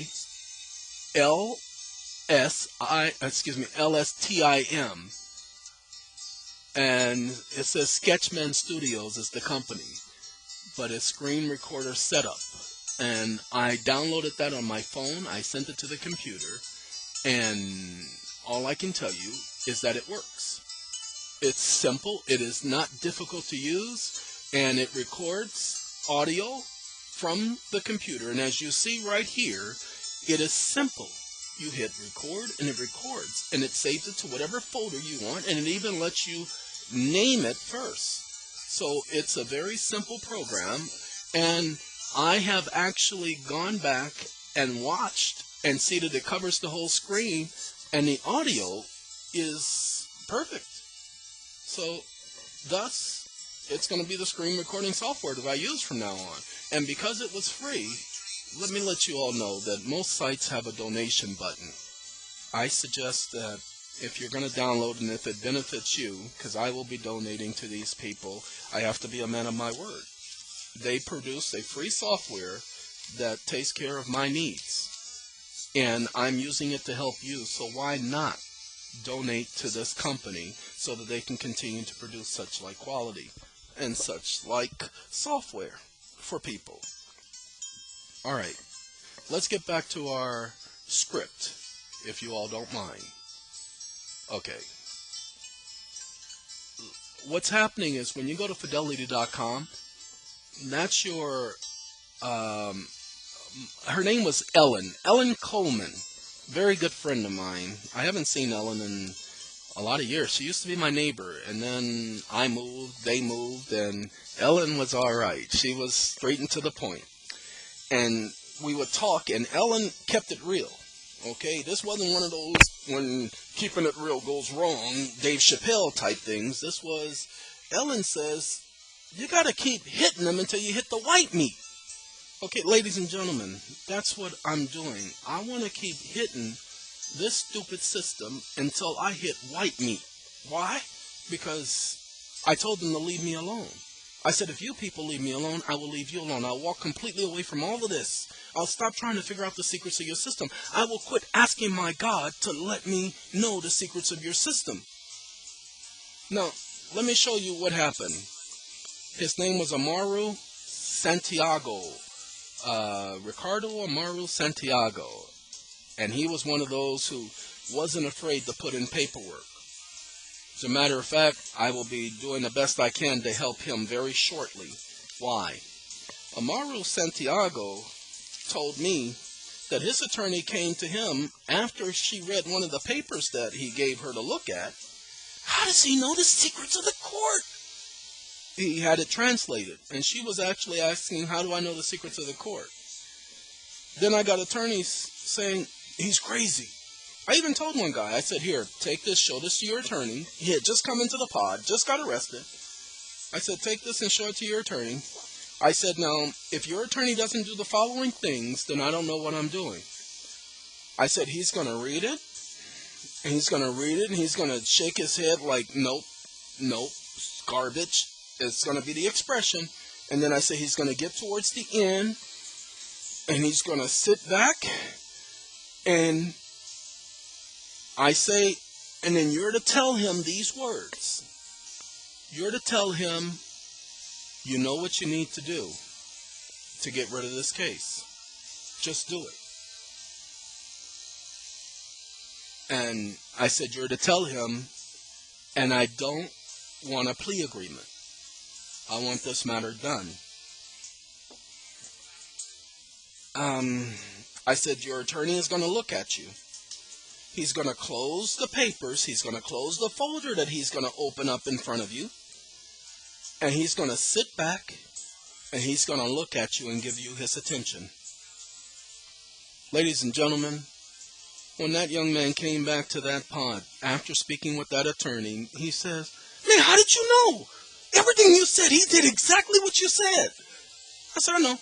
I said, but he's not going to do it. Even though he promises you that he's going to challenge the court's jurisdiction, he's going to do this and that, he's not going to do any of it. I said, I guarantee it. I said, this was just so that you would know that he's not going to help you. He's not your friend. And sure enough, the attorney wasn't his friend. The attorney stopped even acting like he was going to help, because he told him, he says, normally I wouldn't, but for you, I'm going to do this. And he didn't do any of it. All right. Now, we're just about to not the end of this letter, because I haven't finished it. We are going to get to like I said, we got about 20 more minutes. We're going to talk about the 14th Amendment section. It says there are a lot of things going on. One of the main things people must focus on is that the United States has been in a state of war for over 100 years. Look at the congressional history and congressional reports, and you will see that there has been no declaration by Congress or anyone else that ended wars like the Vietnam War, the Korean War, the war on drugs, the war on terror, the war on violence, the war on poverty. I know it says and violence. I'll take care of that. The war on disease, the war on mental health. Don't take my word for it. Go and see for yourself. Look, the courts are operating under a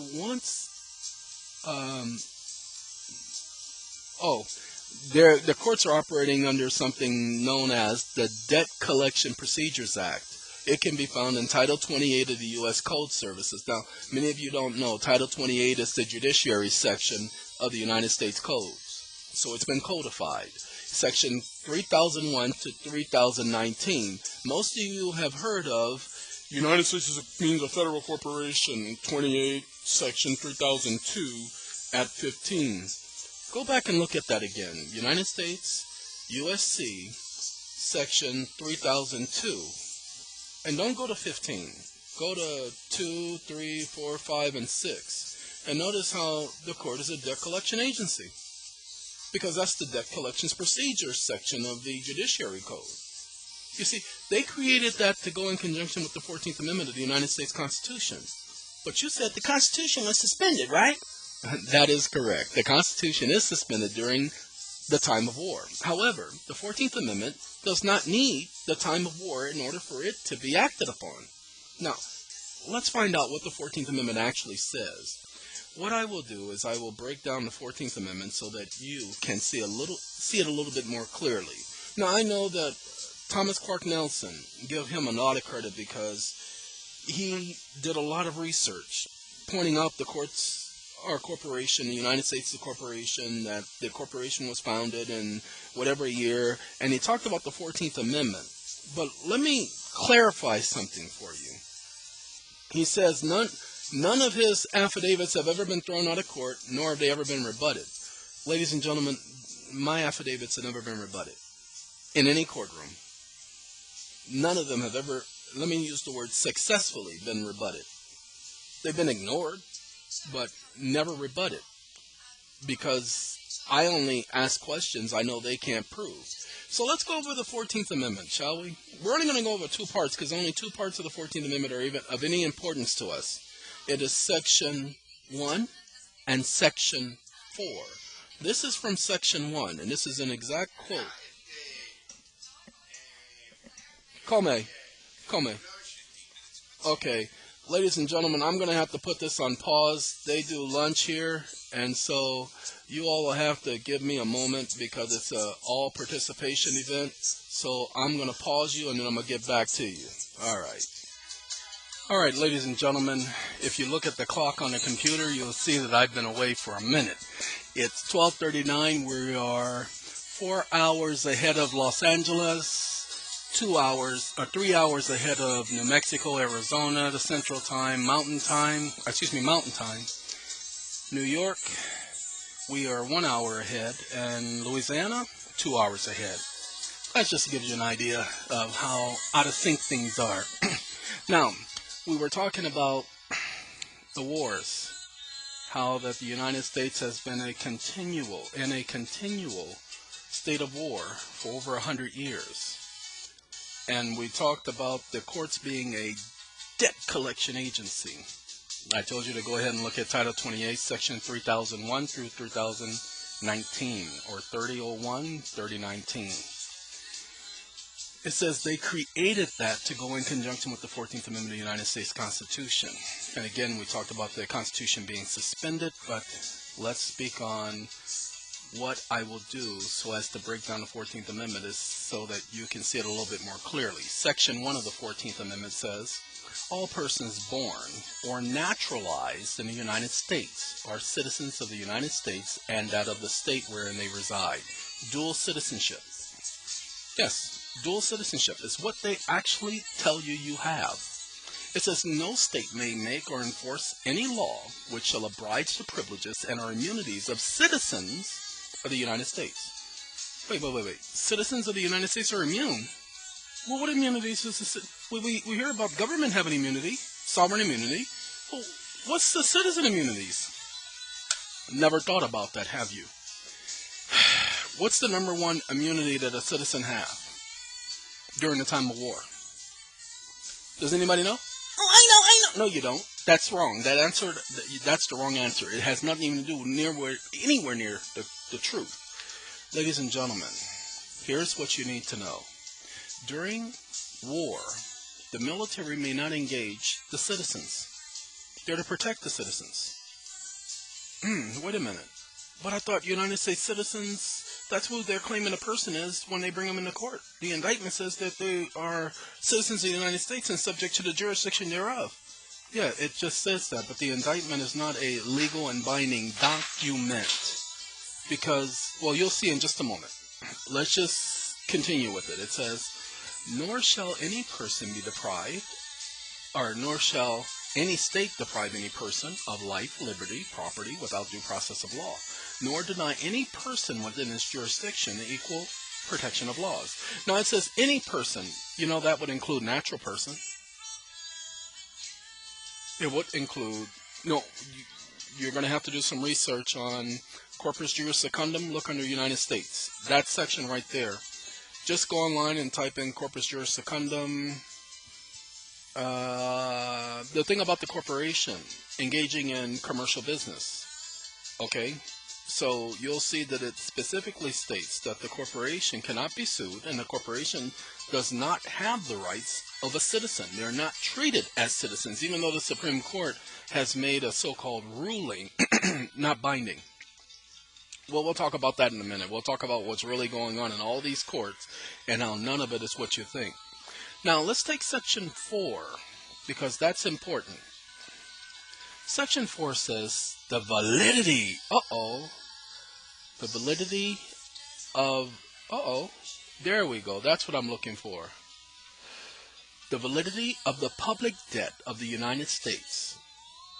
So we need to pay attention to this word, validity, including debts incurred for payments of pension, courts pension, judges pensions, police pensions, teachers pensions, no matter what the pension is, And bounties, I used to live in a place called Nickerson Gardens, and gang there, the main gang there, one of the oldest gangs in Los Angeles, besides the Los Angeles Police Department, is the bounty hunters. So I'm a little bit familiar with bounties. Okay, it says, including debts incurred for payments of bounties, payments of pensions, for services in suppressing insurrection and rebellion shall not be questioned. So you go into court, a debt collection facility, and you say, I'm challenging jurisdiction. You don't have jurisdiction. Excuse me? It says you can't question it. Nope. It says shall not be questioned. It's plain and simple. You can't question it. Now let's read the next section. Now I'm going to leave that highlighted, shall not be questioned, because I need you to get it. You see what's happening now? Wonderful mouse. Like I said, I was going to leave it highlighted, but it said no. It says, but neither the United States nor any state. I got that playing in the background, but I had it a little too loud. It's just the cell phone radio, and it's loud. And treble loud. Anyway, but neither the United States nor any state shall assume or pay any debt or obligation incurred in aid of insurrection and rebellion against the United States. Excuse me. I need you to pay attention, not to insurrection and rebellion, but I need you to pay attention to this. Anyone who commits an act against the United States, they're aiding insurrection and rebellion. See, no state shall assume the payment of any obligation or debt incurred in aid of insurrection and rebellion against the United States. Anybody who acts against the United States and her interests are said to be rebels or insurrectionists.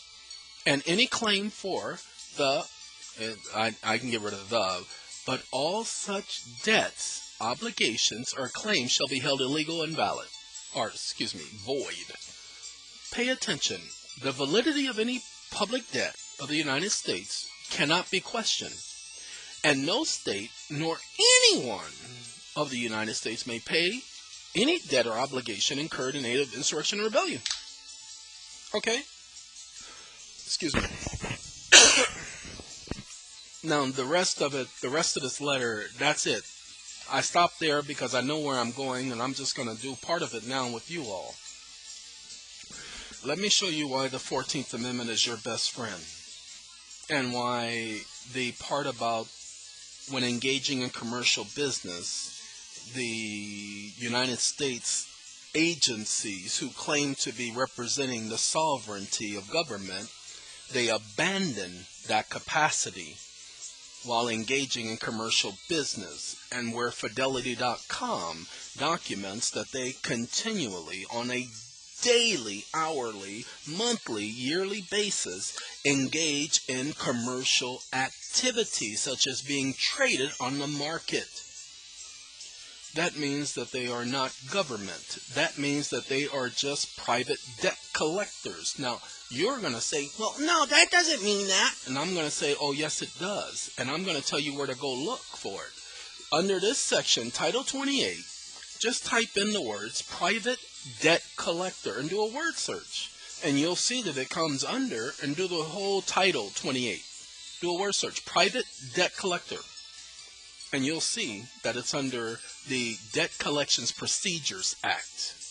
So what I did, after I had asked my God, there has to be something that narrows it all down. And you have the right to remain silent, was the immediate understanding. I told the court that I founded a debt collection agency, debt collection and correction agency, that I am helping to bring down not only the public debt, thus to date, over $10 million in debt has been cleared on people's credit. I've actually been adding credit to the market with the people doing the hour-style money orders. We're helping to suppress the debt of the United States. And we are suppressing insurrection and rebellion against the United States. And you can't question that, is what I told the court. Yes, I did. I sent them, now this is the key point, so if you've been trying to pay attention up until now, but said he's been going off on this tirade and that tirade, well then you need to just grab yourself a pen, because I'm going off on another one right now. No, I'm not. This is the important information you need to pay attention to, and then I'm going to bring it all down, bring it all together, and we're going to be talking about this in 5 or 7 videos, so don't think this is everything. This is me trying to get this information out there as quickly and as necessarily as possible. This is all about contract. It's all about consent. You consent to being you. Okay? That's just that simple. Shut up. Don't want to hear it. The moment you answer, the moment you respond, you consent to being you. So from now on, they ask you, do you understand the rights that I just read to you? Yeah, I understand the rights you may have read to you, but I'm reserving all of my rights. You don't have to say, yes, I understand the rights, and you're reserving those for you, not for me. No. You simply say, oh, no, I get it, but I'm reserving all of my rights, from the least to the greatest of them. Just that simple. They can say, well, whatever. Doesn't matter what they say, because now you're no longer you. You said, I am reserving all of my rights, and you have the right to never be compelled to be a witness against yourself. You see, by saying, yes, I understand, you're consenting, and your consenting is considered a general consent. Okay? That's what it is. That's why you say, yes, I understand, and that's why they ask you again in court, do you understand the charges I just read to you? And you say yes. So you've consented twice. So now you say, well, what I understand is I have the right to reserve all of my rights, and I'm reserving all of my rights. You don't have to say, yes, I understand. No, well, what I understand is I have the right to reserve all of my rights, and I'm reserving all of my rights. You got a right to speak to an attorney. Excuse me, I'm reserving my rights, and I don't wish to speak to an attorney. Now, you're going to like this, everybody, and we're going to talk about it a little bit more in depth. And some of you, when you're arrested, understand something. The moment you open your mouth, you're going to be in jail for a couple of days. Just that simple. You're going to be in jail for a couple of days. They're going to want to insist that you receive an attorney. You simply say to everyone, I'm reserving my right to remain silent. I am reserving my right to remain silent. No matter what they say, don't say nothing back. Don't say nothing back. They send you to a psychiatrist. Don't say nothing to the psychiatrist. Do you understand? If you need to talk, say off the record. This is a private communication. I'm doing this in the private. I do not conduct any of my business out in the street or, Dolly Parton.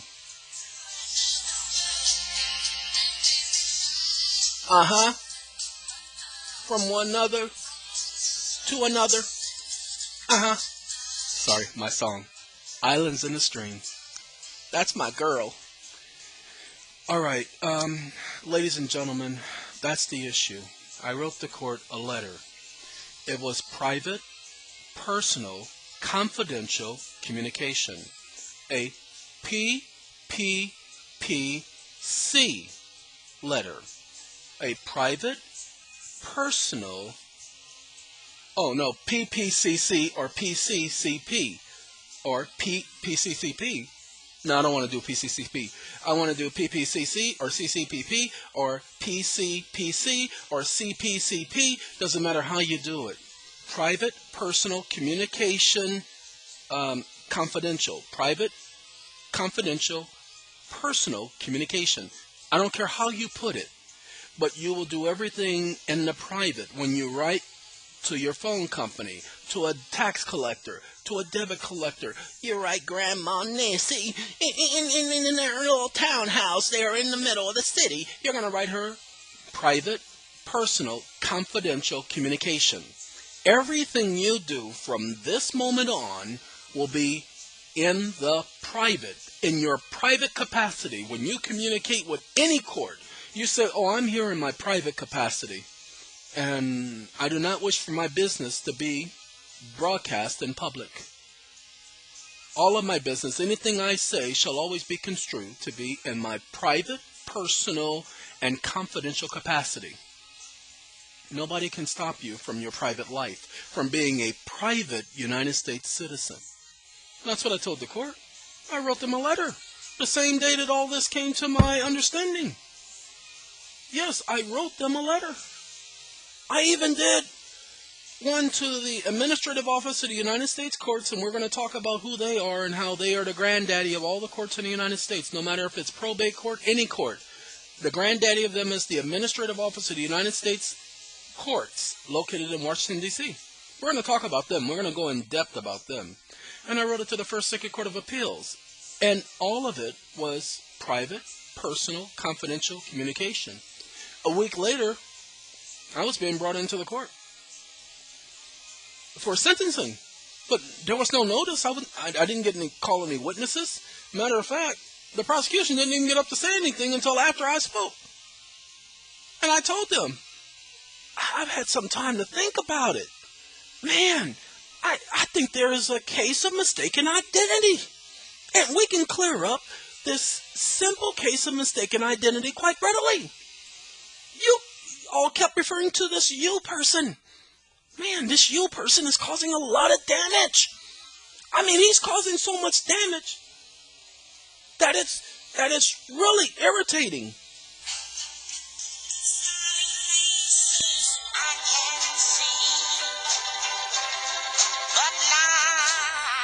Sorry, I knew the song. That's why I played it. Anyway, I said, my job is to put an end to all of this mistaken identity. I am not you. I said, you all have had placed on the record all kinds of identifications as to who I am. And I don't think any of them say that I'm you. So that we can clear that up just right regularly. The record proves that. I said, and we need to put a stop to this you person because he's causing a lot of damage everywhere. Man. Oh, you know what? I know what it is. It's because you don't have jurisdiction. Oh, no, I'm not challenging your jurisdiction. I'm saying you don't have any jurisdiction because you're a commercial, engaging entity on a daily, hour, monthly basis. Your tax records prove it, and your trading records prove that you engage in commercial activities all the time, and by doing so, you are prohibited from representing the sovereignty of the United States. Oh, I think we just discovered who you are. You are you. Oh, man, I'm glad we resolved that problem. You know what? We need to stop you from doing damage to you, and so that you can protect you and yours from you. Quite literally, that's what I told the court. I told them that they were you. I told them that we had properly identified the correct party. Why? Because the party I identified was one who claimed to be the United States when it was not. Well, if they cannot be the United States, if they're engaging in commercial business activity, they can be questioned. You see, it says the validity of a public debt that is for services in suppression of insurrection and rebellion. But if they are insurrection, they're aiding in insurrection and rebellion, they can be questioned. So I was now questioning them, and I'm now going to suggest that all of you question them along the same line. That's what I did. I just let them know that I am not you. And I don't do any of my business out in the public. One of the illustrations and examples I've been giving to people, when you go to the ATM, you don't say, "Excuse me, you menacing-looking young man. Come here, please, come here." Oh, and you're the one with the gun trying to rob the lady? No, come here. No, she ain't got more than I got. I got a lot more than she got. Come here. Now look, I'm going to type in my personal PIN and my zip code and my birthday. Now pay attention. I wrote it down for you guys just in case you missed the letter. Oh, and here, take my card. I've already swiped it through. Now I'm gonna pull out $3,000, okay? Now, while I pull out the $3,000, I'm only gonna take a $10 bill. All right. Yeah, I know. I'm take a 20, but I'm gonna put a 10 there, so I'm only taking 10, and I'm gonna leave the $3,000 right here on the counter.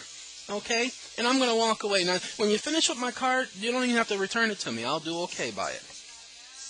Does anybody do that when they go to the ATM or when they go up to the teller to withdraw money from their account or put money into their account or ask for any confidential information that's on their account? So why are you conducting your business in public in court? You don't do anything on the record anymore. You don't do anything for the record anymore. That's what the court does. You do everything off the record. You do it off the public record on the private record. You let the court know that you are not in the habit of having your personal business out in the public, and that you do not appreciate them doing so, and that they are to cease and desist immediately with broadcasting your private information, your private and confidential security. See, if it's your private information, then that means it's yours. You own it. They don't. The only time they get to put it out in the public is if you volunteer to have it out in the public.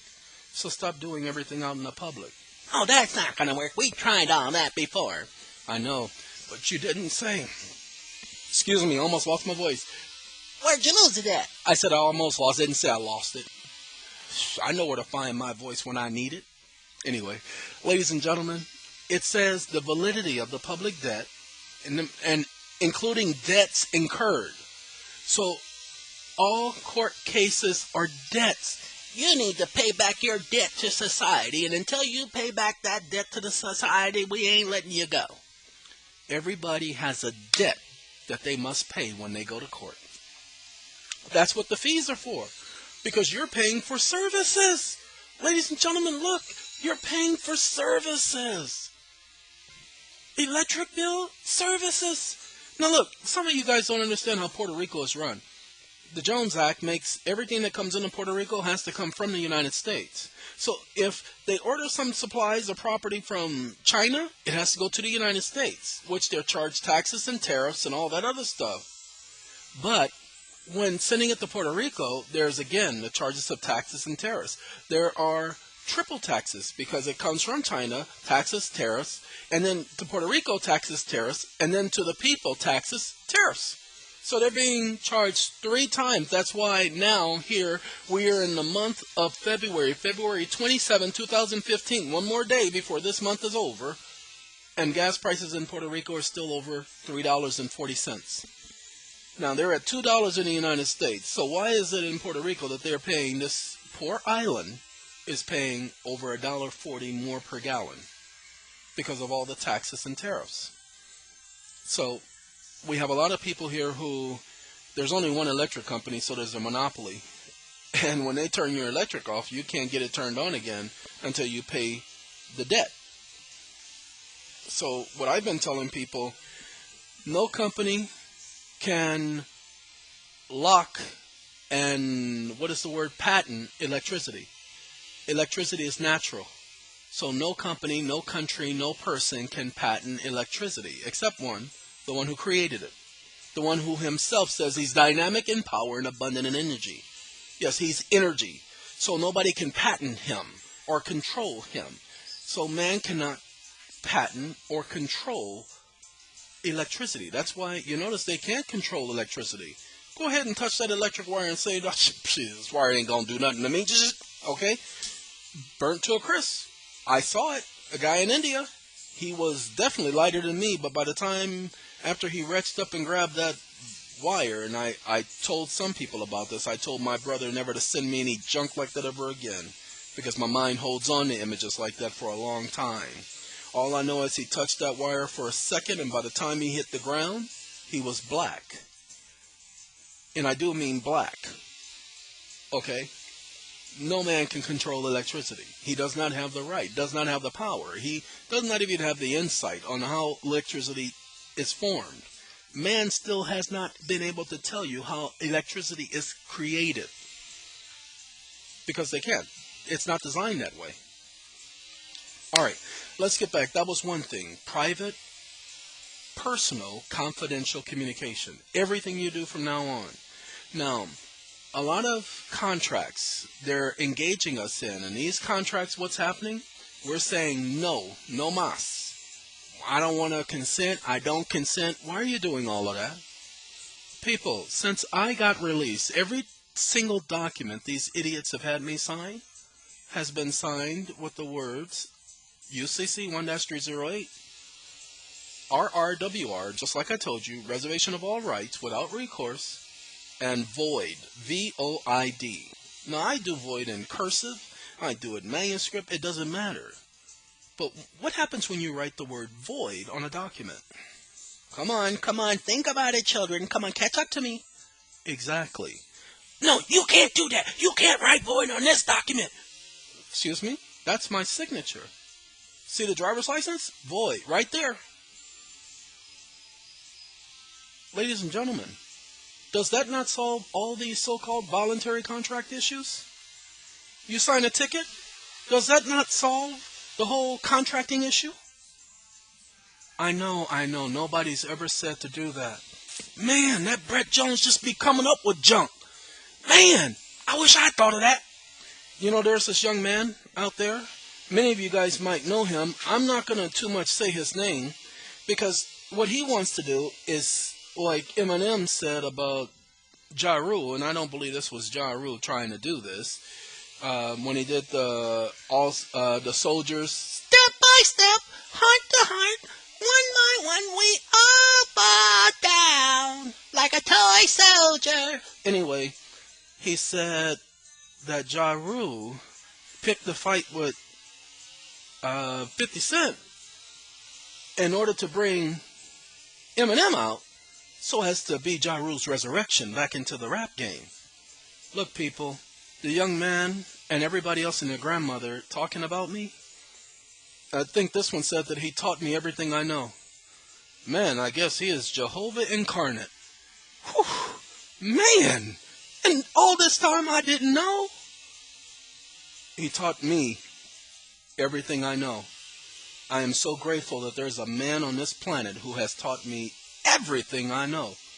So much that when I was talking with this character, he wanted me to advertise him so that all of you could go to him and pay him so that you could be his resurrection, so that you could be his financial supporter.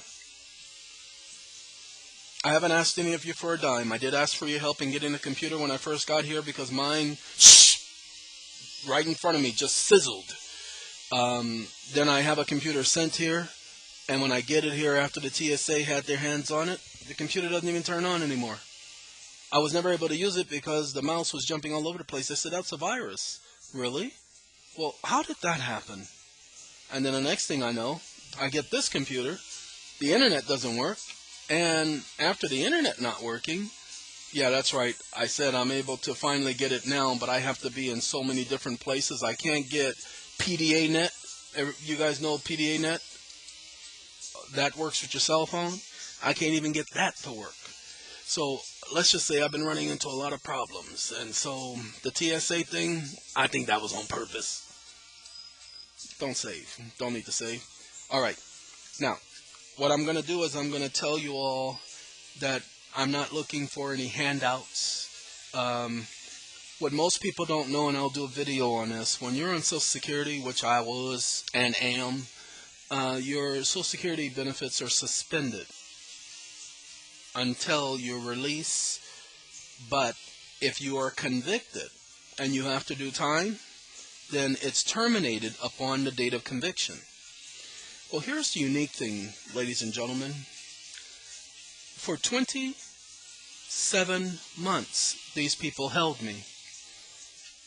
Remember I told you the judge how they called me in the court the next week after they received the letter?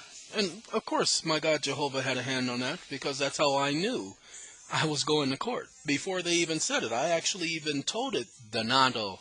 His name is Donato. You guys will be hearing me talk about Donato. Very unique persona. And in Puerto Rico, his case is a very interesting one. And I will be doing a lot to help that young man. But Donato was a very unique person. And the day before I was called into court, I told him, you and I are running out of time. All I know is I will not be here much longer, and every single time this has happened, very shortly I'm no longer where I am. Well, that's what I told him. The very next morning, 4 a.m., Jones, you got court. Okay. I was already awake. That was the process of me. Most of the time I'm awake 4 or 5 o'clock in the morning. Some nights I don't go to sleep at all. But it always worked out. So Jehovah gets the credit, not me, because all of the stuff I came up with, including the void thing, was always while in communication with him. Look, people, this video is 2 hours long. God, that man can talk. Mama, he's still talking? Man, he was talking when I went to sleep last night. And now he's still talking and I'm about to go to sleep tonight? Come on. Okay. Baby, don't worry about it. That's all he does is talk. I learned not to I just bypass all of his stupid stuff and just listen for the main important points. The important points, he just keeps repeating it over and over and over again. And so that's all I'm listening for. Remember, private, personal, confidential communication. Void as part of your signature. It could be in the middle, beginning, end, doesn't matter. You do void. You can do it in cursive, it doesn't matter. Or you can do like I'm doing. You memorialize it. You see, they sentenced me to 2 years probation, supervised. 2 years. I'm like, for what reason? When the Supreme Court said in January 2012, January 23rd, in Reynolds versus the United States, that the so-called registration requirements of the Act does not apply to persons like me because the Attorney General did not have the authority and the Act was unconstitutional. It's just Reynolds was only arguing that the Attorney General's interim rule was wrong. I will do a video on that because I told him I'm not trying to see hundreds of thousands of these individuals put out there for free. But I told them, I'm not here to let you criminalize them after they've already paid the price for what they did. They've already served their time. So why are you still going after them? So I'll be doing a video specifically for those individuals who are not required to register, who have already finished their time, who've not committed any new offenses, for them. Why? Because these people are being put in jail, or the ones who come to Puerto Rico. The wonderful thing that's happening here is I did tried to contact the police department. I mean, they came to my house several times. But whenever I went down or tried to communicate with them over the telephone, always they didn't have somebody that speaks English. So they even laughed at me and hung up. Laughed at me and hung up. Amazing. A police department actually doing that. Only when I'm released and I go to a different station in another part of Puerto Rico, a much larger city, the officer, I know who you are. Yeah, I know who you are. I get that a lot here in Puerto Rico. All of the attorneys in Washington, D.C., in Puerto Rico, in the Virgin Islands, and in Boston, Massachusetts know who that Brett Jones character is. They all know of me.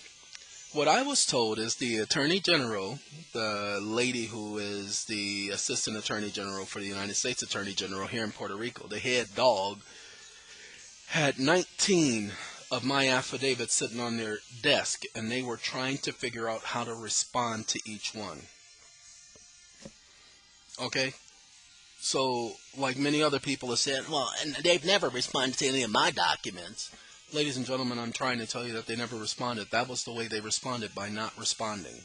That's how they got around everything, by simply not responding. But you have the right to remain silent. Kills everything from the very beginning. Just let them know that what I do understand. When they ask you, what do you understand? Do you understand? Say, no, I understand that I have the right to reserve all of my rights and not to be compelled to be a witness against myself under any circumstances. And I'm exercising each and every one of my rights as of this moment. Henceforth, throughout the duration. Just that simple. They can say whatever they want. You can say whatever you want to after that. because you're no longer bound as you. You are now bound as I, me, my.